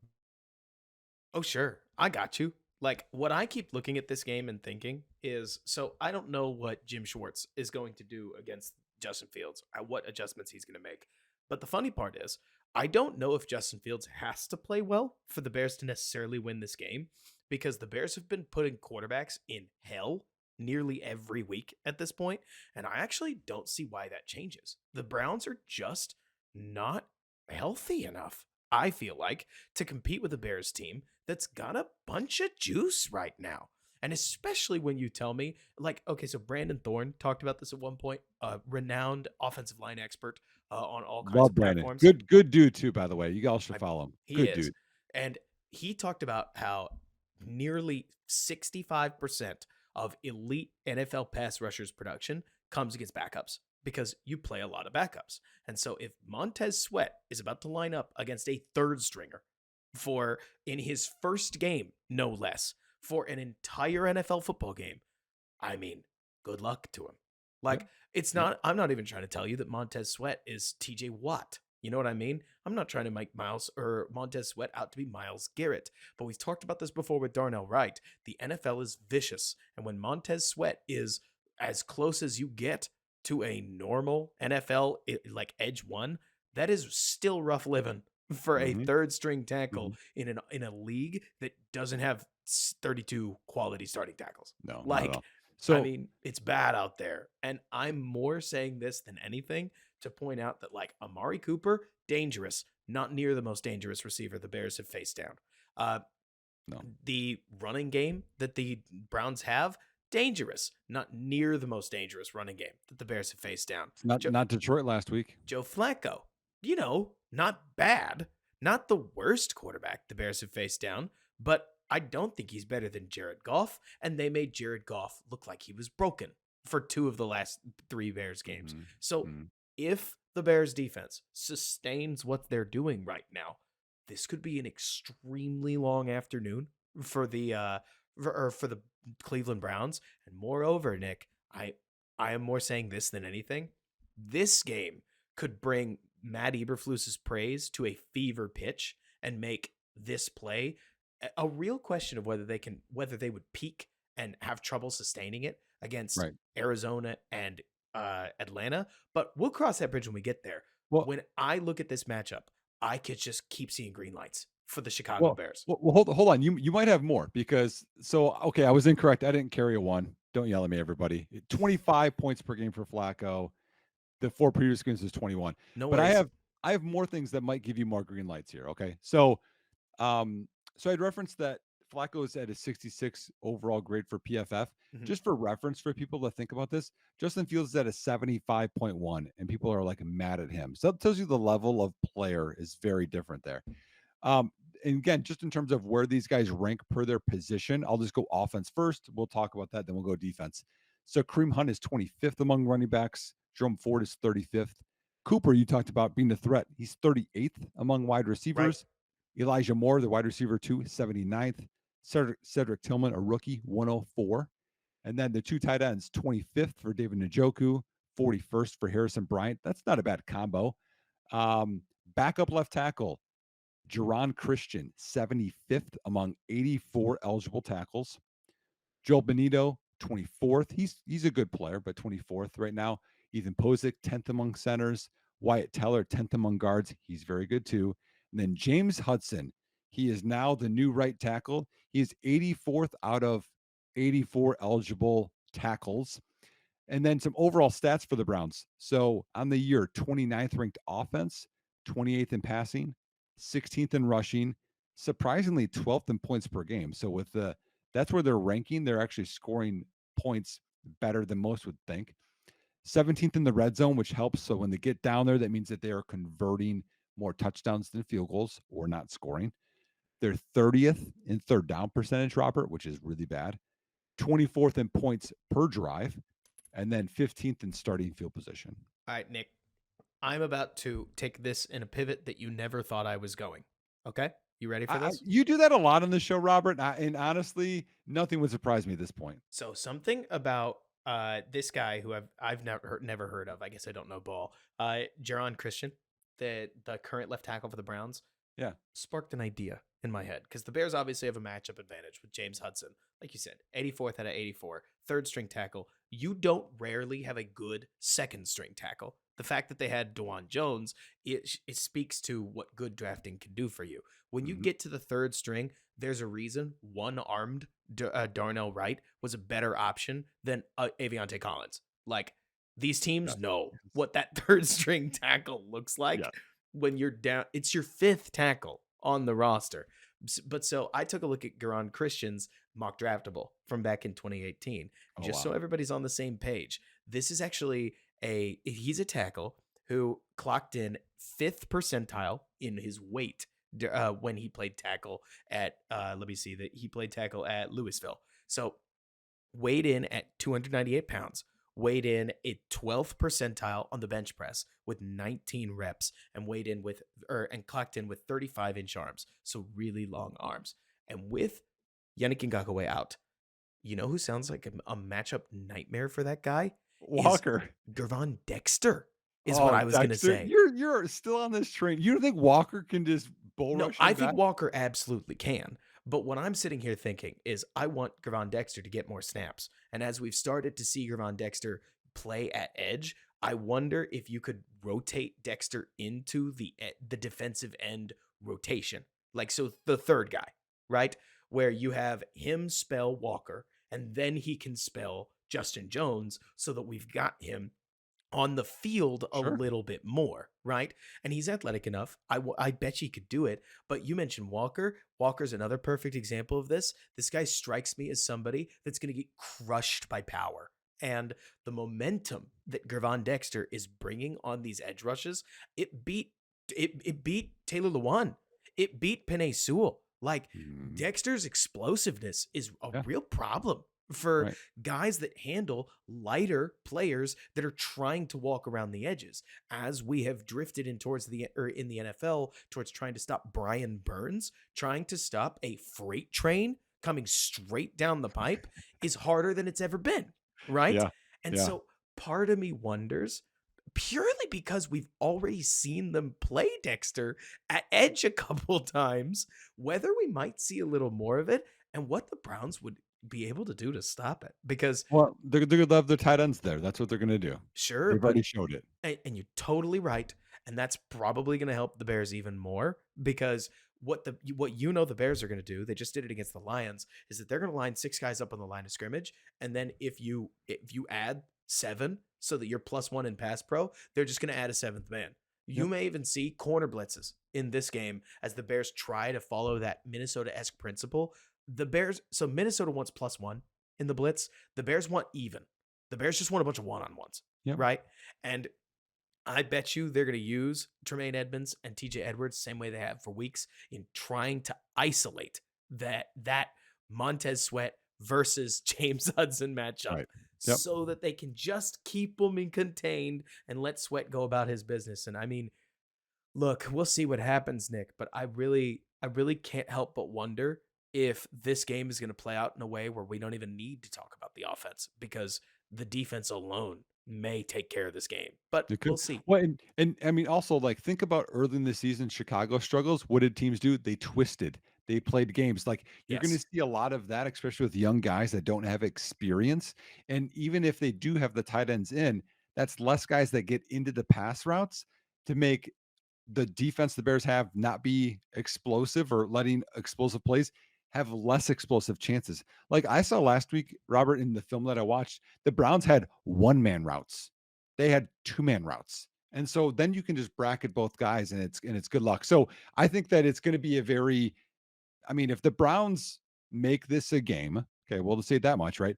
I think it's going to be a very low scoring affair for them because I don't think that they can put up a lot of points on Chicago. I don't think they can either. And you talked about Justin Fields' PFF grade. What I think is kind of funny about Justin Fields' PFF grade, now granted, I can't tell you his PFF passing grade right now because I just don't know it, right? But Justin Fields' athleticism, I would argue, is buoying a lot in his grade right now because his running grade is outstanding. Last time I checked, it was fourth best quarterback or fourth best among quarterbacks, and I bet it went up for crying out loud because he made some really nice plays against Detroit. Then in his passing grade, his pure passing grade, I remember him being somewhere around 20th ish. And a lot of that comes off of the improv stuff that he does with the ball in his hands a little later in plays. I digress. The point is, Nick, I don't know if the Bears' structure has to win against the Browns for them to have a ton of success. Because if Miles Garrett and Zadarius Smith, who are without a doubt two of the best players on this Browns team that remains standing, if they crash the edge too hard, Justin's just going to leave. And Yep.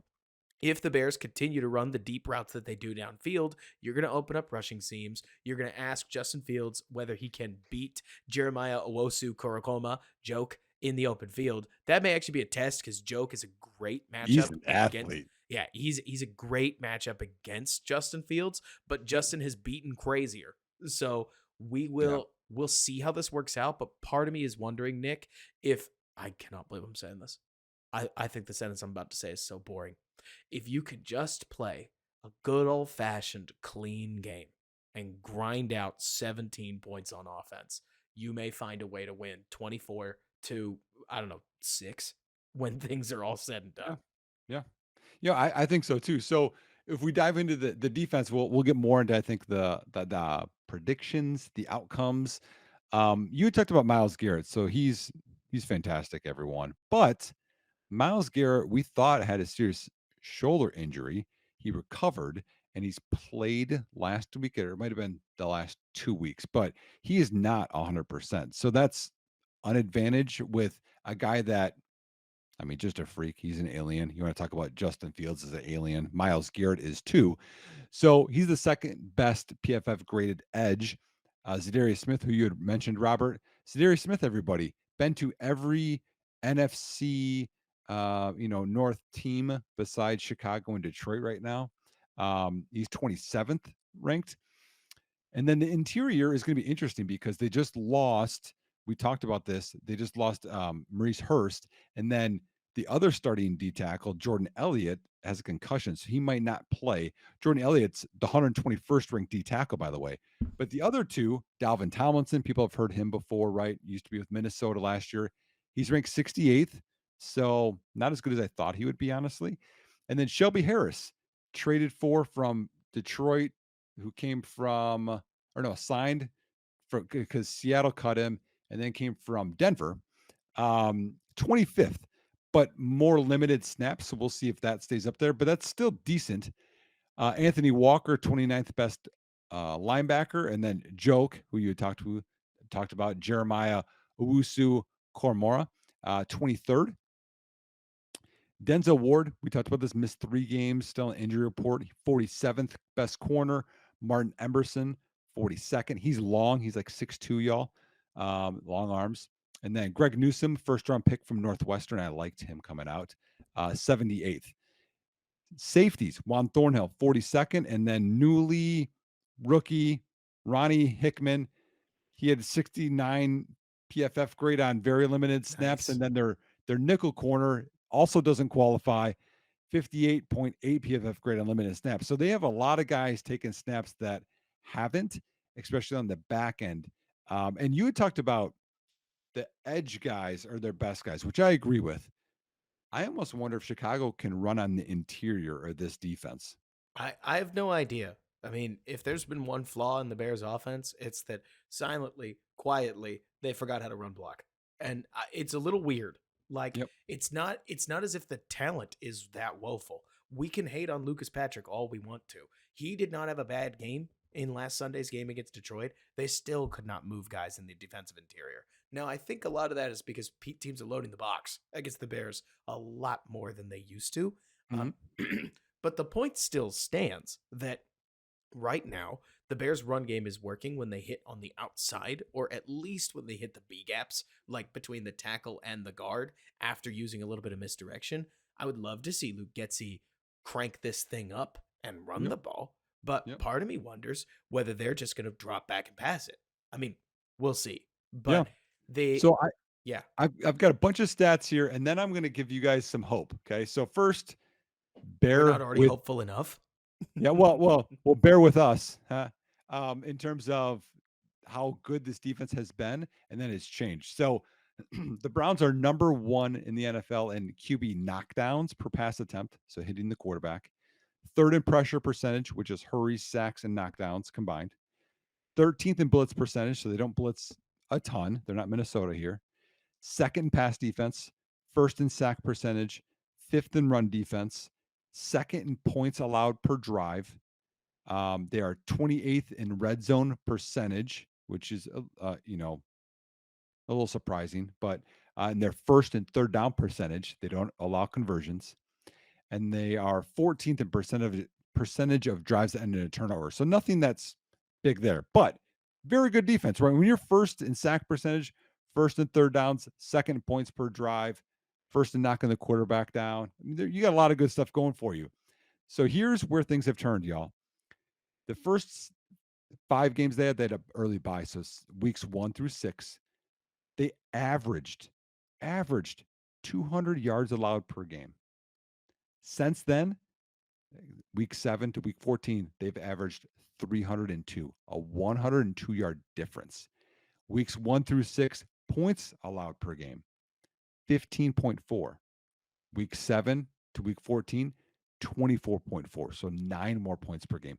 There's been a big shift in this defense. Not saying that they're not good, they're not elite. And also in this week 7 to 14, Robert, is that one contest when they played Arizona. And I'll look it up as we're talking here. I think it was the game when they didn't have Josh Dobbs and they played whomever else. I'm looking this up right now. They had, Oh, the when they one time played they, Tune? Clayton Tune had 58 passing yards and got sacked 7 times that game, so they shut them out. That's included in the week 7 through week 14. Right. I mean, that's the thing here, Nick. I'll go out and say it. Their points per game total is below average. And this Browns defense fell from grace really hard. I'm Yep. not shocked. Zone is a little bit more team defense oriented. You can replace the parts a little better. It's not that simple, right? Like if you lose Kyler Gordon and Greg Newsome doesn't step up to the plate, you're gonna have a bad day because the slot carries a lot of weight in Matt Eberflus's zone scheme. But in a man scheme, you designed everything based on beating dudes in in like one-on-one matchups, oftentimes out on the side or out on the edges of the defense. And when you don't have those guys out there, good luck. Your other guy has to win it like by himself. And so if there's one positive thing for the Browns, it's that their defensive line has been a little healthier than the rest of their team, but Miles Garrett's hurt. That second overall PFF grade, that's what he was. What he is right now is a very good rusher, but a much more mortal rusher. And when you go from being the DPOY to a tough edge rusher, you become somebody that the Bears have faced very similar players to. You become an Aiden Hutchinson like. You know what I mean? Mhm. And I just, I am really struggling, Nick, because as a football fan, I see so many green lights for a Chicago Bears team that I Yep. have picked against a lot this season. Yep. Yep. And I don't know if I'm tuning the Bears up for something awful. I've knocked on wood more than once throughout this show, but I see a team, to be honest with you, Nick, that I think a lot of Twitter fans that aren't paying attention are going to say that this Bears offense had this amazing game against a Browns defense that's so good because they were so good. But in reality, like, you ready for my prediction? You mind if Yeah. I just Yeah. come out and say it? Yeah. I think that 24 to 13 is probably how this thing's going to shake out. And I don't think it's going to feel that close. I think maybe it will, but unless the Bears turn the ball over a couple times, that they've actually been doing a pretty good job of not doing for the most part. I think that the Bears are able to just about shutter this Browns offense. I think the Bears take the ball away another 2 or 3 times, give their offense a couple short fields. I think you and I might end up a little frustrated with another disjointed offense performance because that's the funny thing about last Sunday's offensive performance. It was still very disjointed. It's just that they got chunk plays when it worked. And so Mhm. instead of little 10-yard gains, they would rip off 25 and 30-yard gains. Best example of that is Fields hitching, throwing late on a curl route to DJ or to Darnell Mooney that the DB would love to have another play on, but Darnell Mooney snow cones the ball, turns up field, and what should be maybe 6 yards or worse, a PD or interception, is 25 yards, right? And it wouldn't surprise me if the Bears just keep chunking enough to score a little bit. I think the Bears defense like peaks with a touchdown in this game if you wanted me to really get deep into the prediction Yeah. Yeah. because I think this is going to be the maybe the best day of Matt Eberflus's life. Like save some family moments that I won't push on him, but in the world of coaching, this might be that moment that he goes vindication and Yep. starts a legitimate playoff push. And I mean, Nick, our numbers are up. Numbers across the Bears world and the world of content are up. We are about to get euphoric if Yep. things play out the way I see it because people are going to freak out. Mhm. You know what I mean? Mhm. Yeah. Well, and I think that's because people aren't looking at the context of this of like they're like, "Oh, Joe Flacco's having this resurgence." Well, let's look a little deeper. The Rams defense is not good, and they played Jacksonville last week with Jacksonville's best corner and I think safety both out. So they're missing Yep. half their secondary, and still Joe Flacco can't hit 60% completion percentage on either of those teams. Right. I think it's I mean, their defense is good. I think that Fields could get sacked 5, 6 Could be times. a That rough could be day. like that could, he could lose a fumble, whatever. I'm not sure that the Browns get in the end zone. I think it's gonna be it could be 28-9. I think that's gonna be my prediction. I think that they'll get a few I field like that. goals. I wanted to go 6, but I don't wanna go too confident. But I think that this Bears team has confidence, They've won 3 of their last 4 games, y'all. Justin Fields has won 3 of his last 4 starts to finishes, okay? They're they're going right now, and I'm not gonna say that, he's gonna throw for 5 touchdowns but I think 28 points, you said one could be a defensive one. I don't know that the Browns get in the end zone, and it's gonna Mhm. be a long day. Give it to Foreman a lot. He's our best running back right now. You grind this out, and I think that you win on the road. The Bears have this habit of at least once per game. It feels like one drive they'll have a couple guys make minor mistakes and it'll allow the other team to get in the end zone. Like that the second touchdown drive comes to mind for Detroit where Tyreek Stevenson thought Josh Reynolds was running a corner route, overreacts to it, gives up the inside a little too easy, and Josh Reynolds scores on a 12-yard touchdown pass that was like literally one of the longest plays of Detroit's day, which is Yep, hilarious. Um, yep. I think something like that happens. The Browns have been taking advantage of a bunch of jailbreaks. I don't think they're going to catch a jailbreak, but I think they will have one drive where they basically buckle down and grind their way into the end zone, especially if that comes off the back of say like a two sack series from Justin Fields where the ball just backs up a lot and they give the Browns the ball at maybe the 45. But outside of that, Nick, I mean, I just felt bad picking 24-6, to be honest with you. Like I'm mentally No, there you with you you. were 24-13, weren't you? I know. So I added 7 like last minute because I was Oh, like, okay. I bet the Browns will find their way into the end zone once, even if it's late in the game. But like I fully expect this Bears defense, if they play at the level you and I are thinking they are, to pound this Browns Mhm, offense. Like mhm. when we look down the road, just to make it clear, I think that Kyler Murray's athleticism stretches the margins of what this Bears defense can do and will help test them. I think the Yep. Atlanta Falcons and Desmond Ritter isn't playing amazing, but at least he's being an NFL normal trigger man. Like this Falcons offense has the weapons to press at the seams of what this Bears defense is. The Browns don't. No, and the other thing too is if Joe Flacco can keep this up, like that's another part of this. Joe Flacco, he's 38. He actually he turns 39 in like a month, Hey, January 16th. Nick, He's up there. And Nick, like you talk about if he was the answer, he would have been on some team already, like we saw this story, right? Josh Dobbs.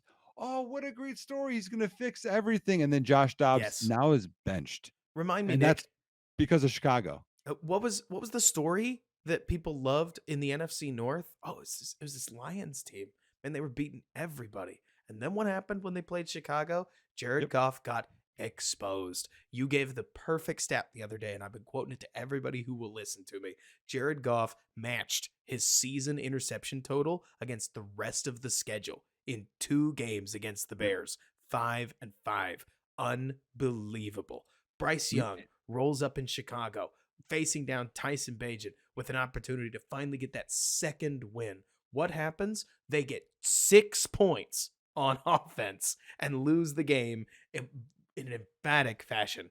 Josh Dobbs rolls into Chicago. Oh, everybody loves him. The Pastronaut crashed back to earth. And Yep. one half of football later, he was benched.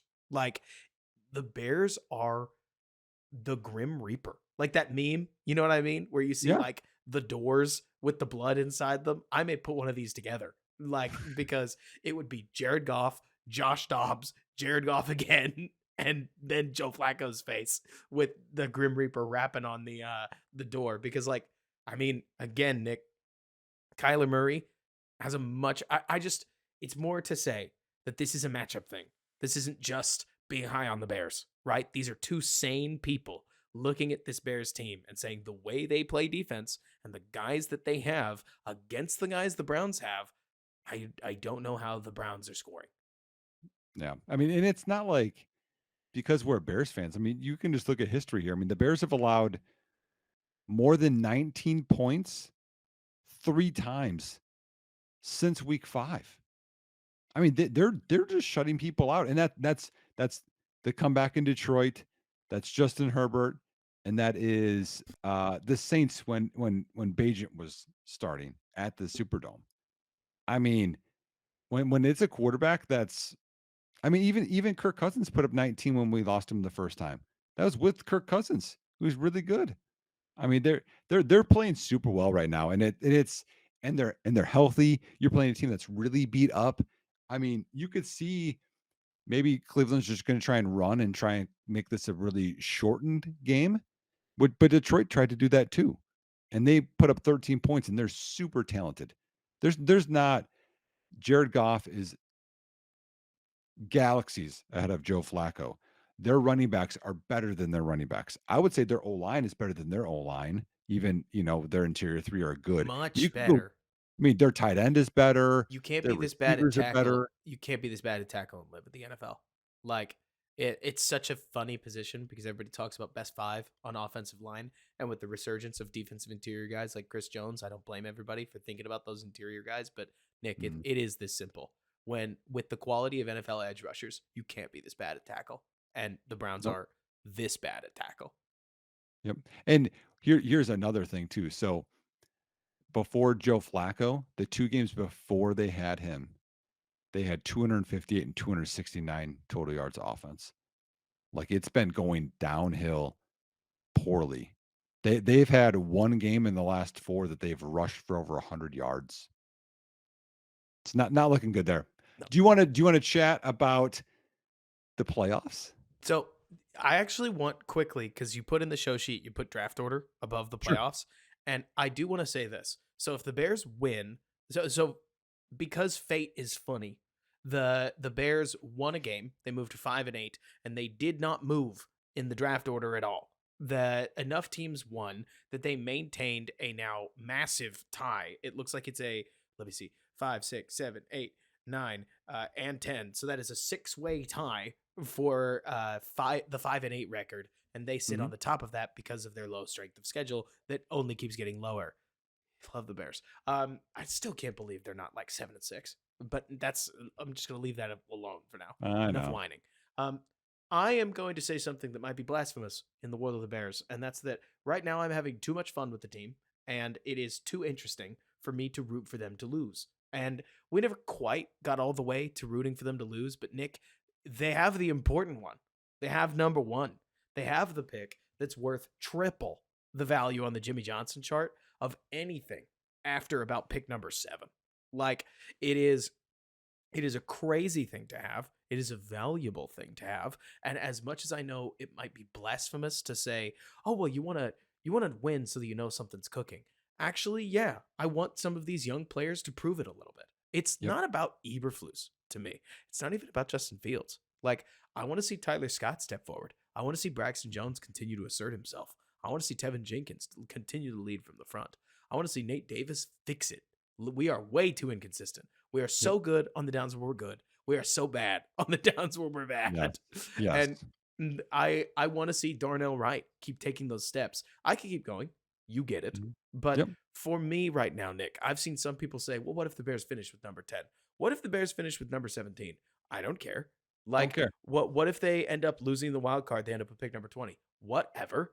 Like, we'll figure it out when we get there because the value the Bears are gaining by a lot of the players just being good is Mhm. clearing up roster holes that you don't have to replace in the D draft. d And do you think Detroit's mad that they went on that run and didn't make the playoffs last year? Do you think that that hurt their draft pick position so much that it hurt their odds in 2023, Robert? you can't be mediocre in this league to that exact point.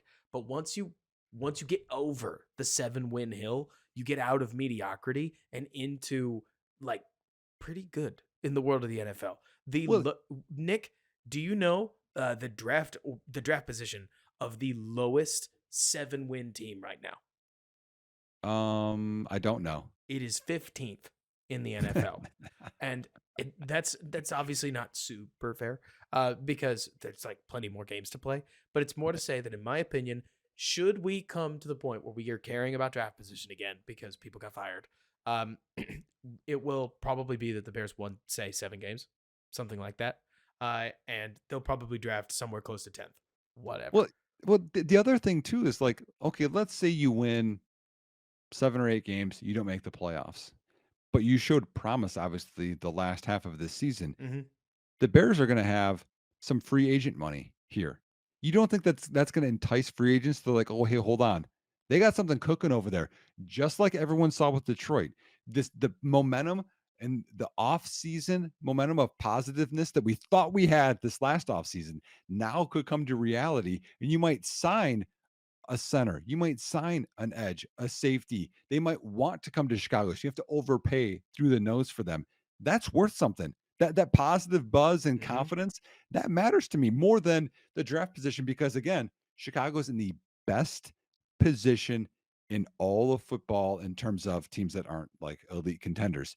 You have the number 1 pick and you have a team that's rising right now. It's Right. a good problem no matter what happens. And I mean, there is a long and storied history of defensive head coaches. Just saying, should the worst happen, defensive head coaches getting fired, turning the reins over to an offensive mind, and John Fox's team through Gary Kubiak's coaching goes out and wins the Super Bowl. This Yep. happens a Yep. lot, and Mhm. so I'm really interested to see how this whole thing goes down. And if I get to call the shots, Nick, it is this simple: win out. And if not, maybe consider taking advantage of the opportunity that the number 1 overall pick has offered you and part with Matt Eberflus a year early rather than a year or two late. But it's so much fun. Like, Oh, very, this very is fun. way better to talk about than talking about, like, oh, wow, this bummer of a Bears team is an even bigger bummer than you think they are, right? No, no, no, no, no, no. This is an ascending Bears team. This is a firecracker team to watch. Mhm. It's a Yeah. team coming together out of what feels like nowhere, right? Like, we've seen so many other Bears teams crack. So take me on a playoff journey. What do we Yeah. need to happen? So there's a lot here. And guys, I have this written out, and I'm sure Robert looks at this and like, Nick, you're crazy, all the stuff that I do in here. So I have I have big tank games this weekend, like things that we want to have happen for like bad teams to win. And I have big playoff games this weekend that's going to help us. Okay. So the picture in the NFC is Minnesota is at 7-6. Then there's 1, 2, 3, 4, 5, 6 teams with 6 wins. And a lot of that battle is the NFC South, which is just there's 3 of them. They're all battling to win the division, maybe get a wild card. And then, shockingly, the Giants have 5 wins, and so does Chicago. So that's who's in, I would say, the hunt. But in terms of this weekend, so for playoff purposes, Minnesota plays at Cincinnati. Go Bengals. We are Bengals fans. We want them to win.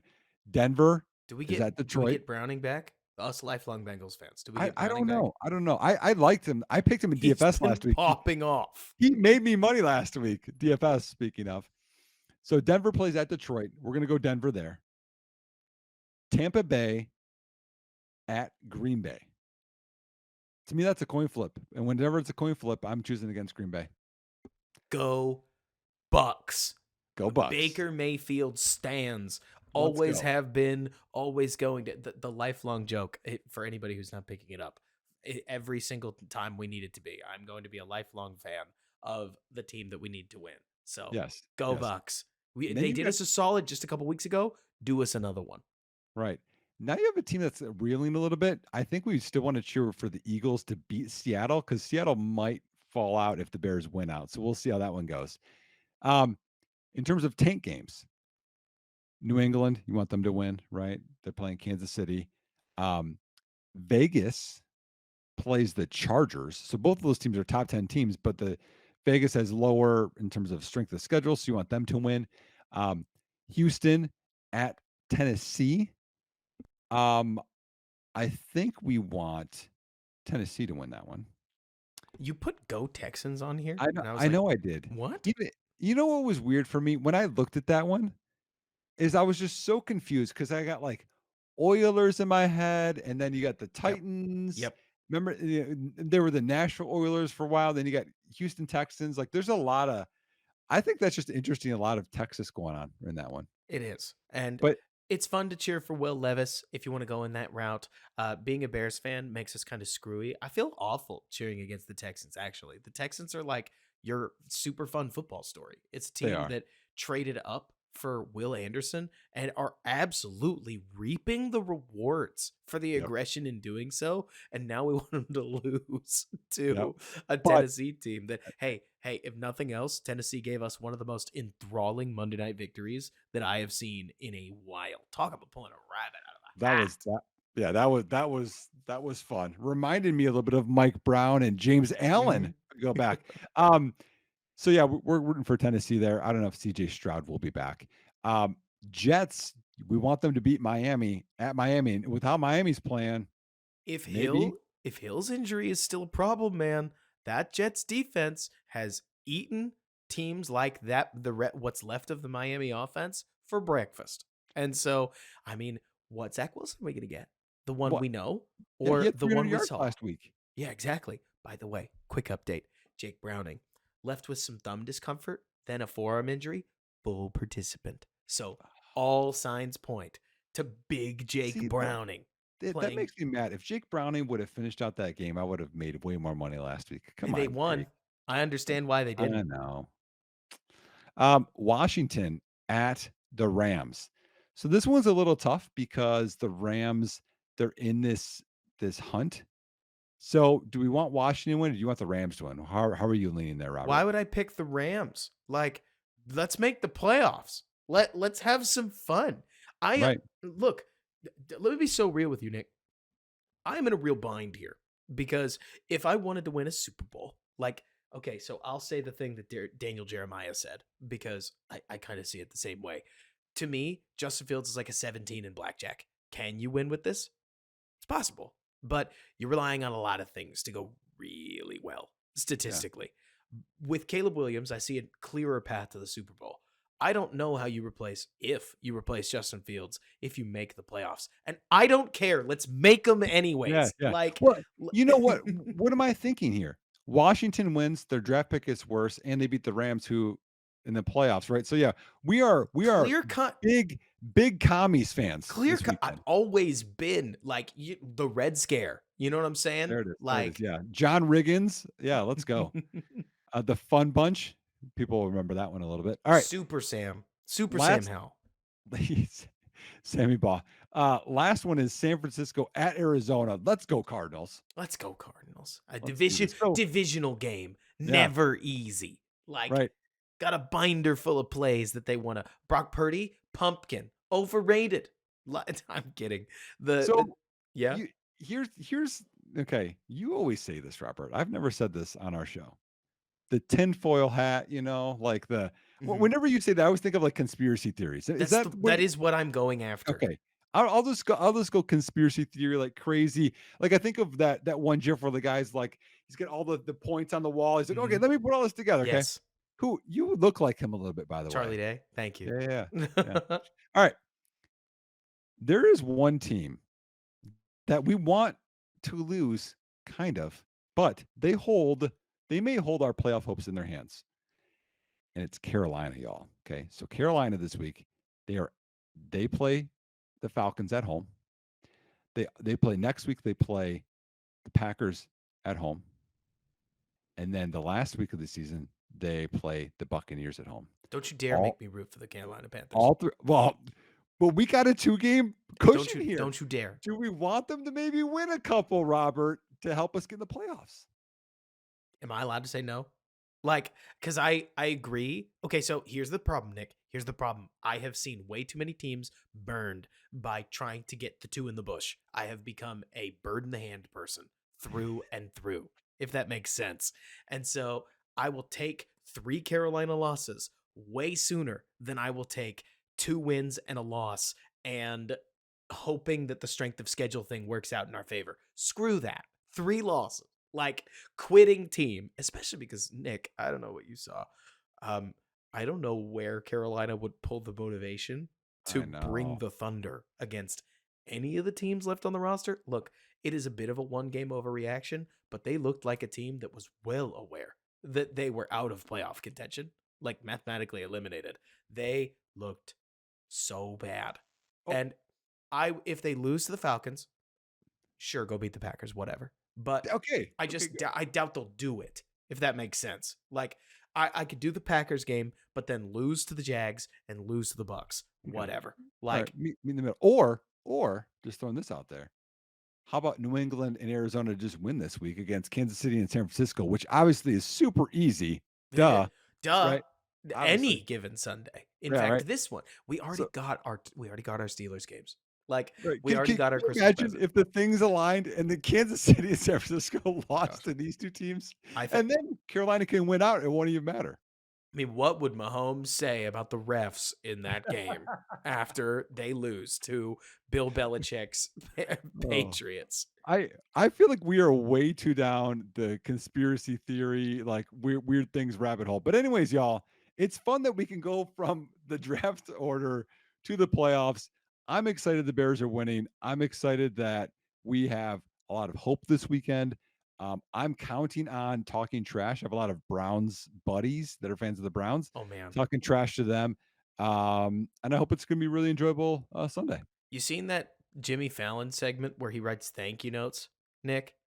No. Oh well, there you go. He just writes he talks out a thank you note, and it's supposed to be a joke.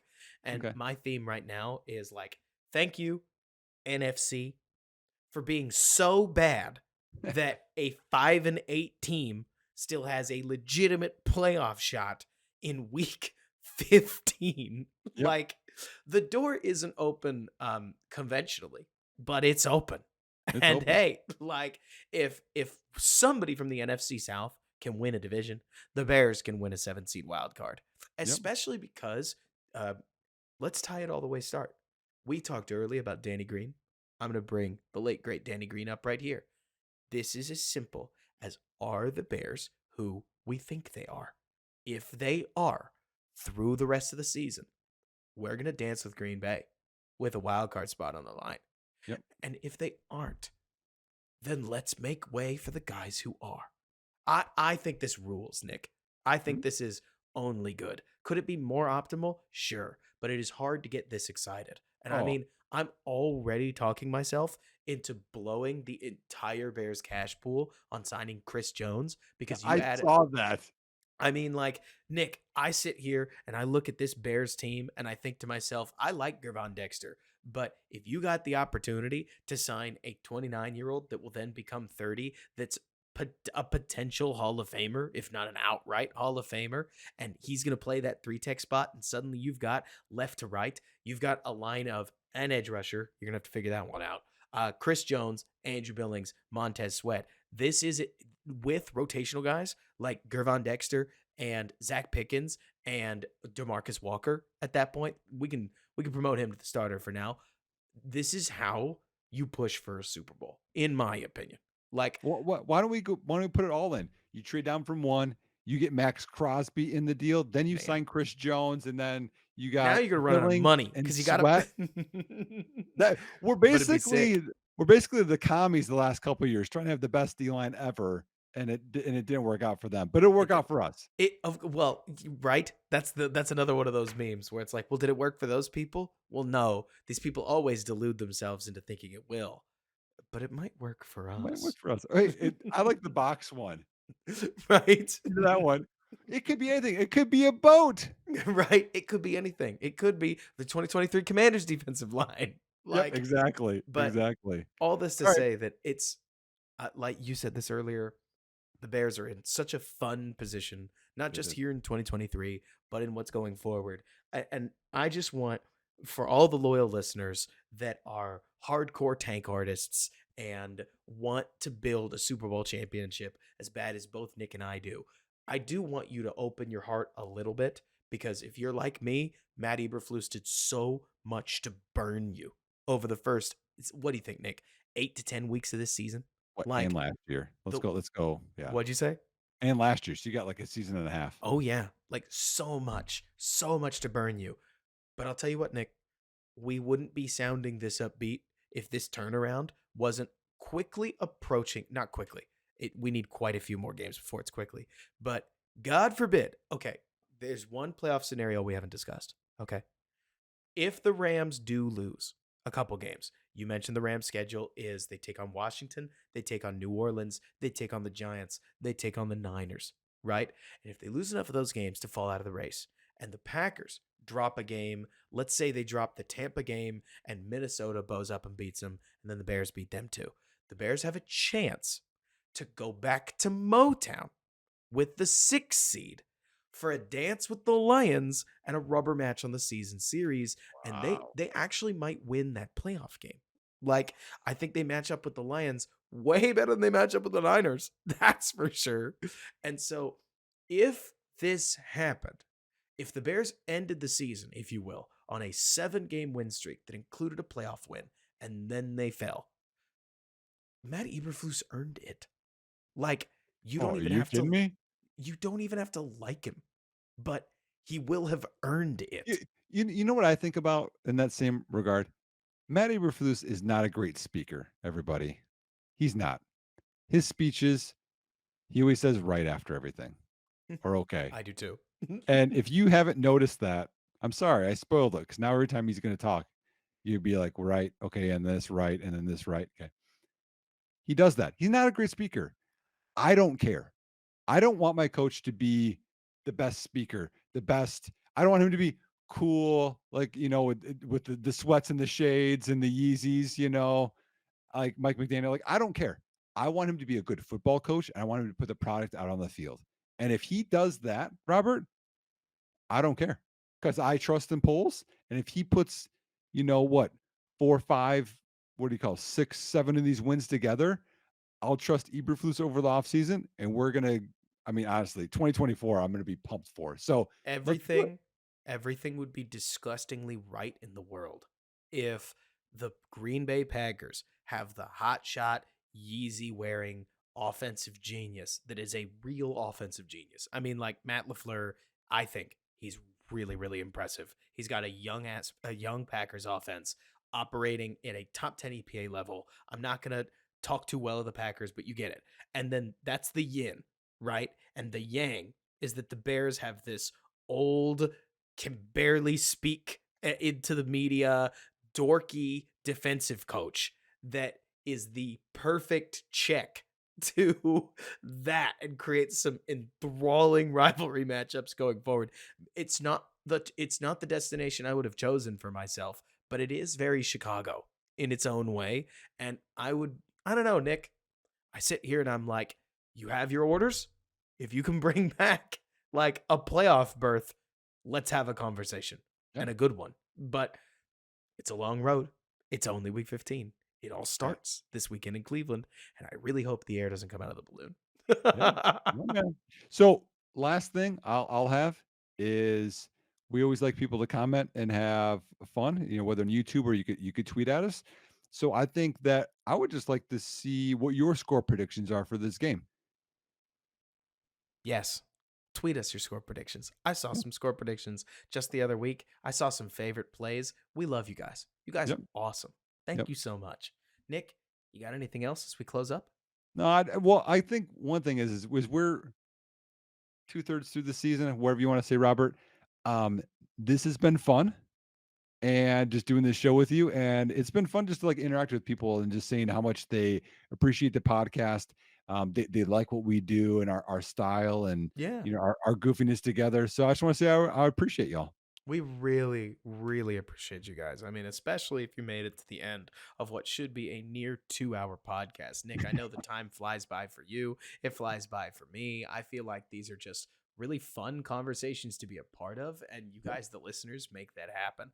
Please do rate us, tell your friends. Push this as much as you can reasonably, and the best way you can do that is a 5-star rating on your listening spot, and like I'll write something positive on the WCG channel. I always used to get all the negative reviews.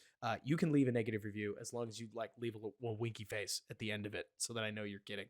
And then it'll be our little secret, right? But so do please hit us with some 5-star reviews on Apple Podcasts, on Spotify, and on every other podcasting listening platform. If we're not on your favorite one, please let me know and we can get that fixed. Yep. Then like us on YouTube, share it with your friends, tell them you got these crazy guys that talk about the Bears for hours, and we'll just keep doing what we do. Nick, how are people making money this weekend? Yeah, I still gotta get that one up. I man, I've been having some heaters lately. Like in my article, I had Pat Fryermuth 2 weeks ago. He was awesome. I had Jake Browning this week. I had a few other ones that hit. And I right now I'm like doing accountability. And man, I've been having more hits than misses, Robert. So you're not going to miss that if you like making money in DFS. What is accountability? Because I want to see how if my predictions worked out or if they didn't, you know? Oh, there you So go. versus the money, because in last week I want to say I was probably 50%, but I think I was a little bit better this week. There you go. There you Yep. go.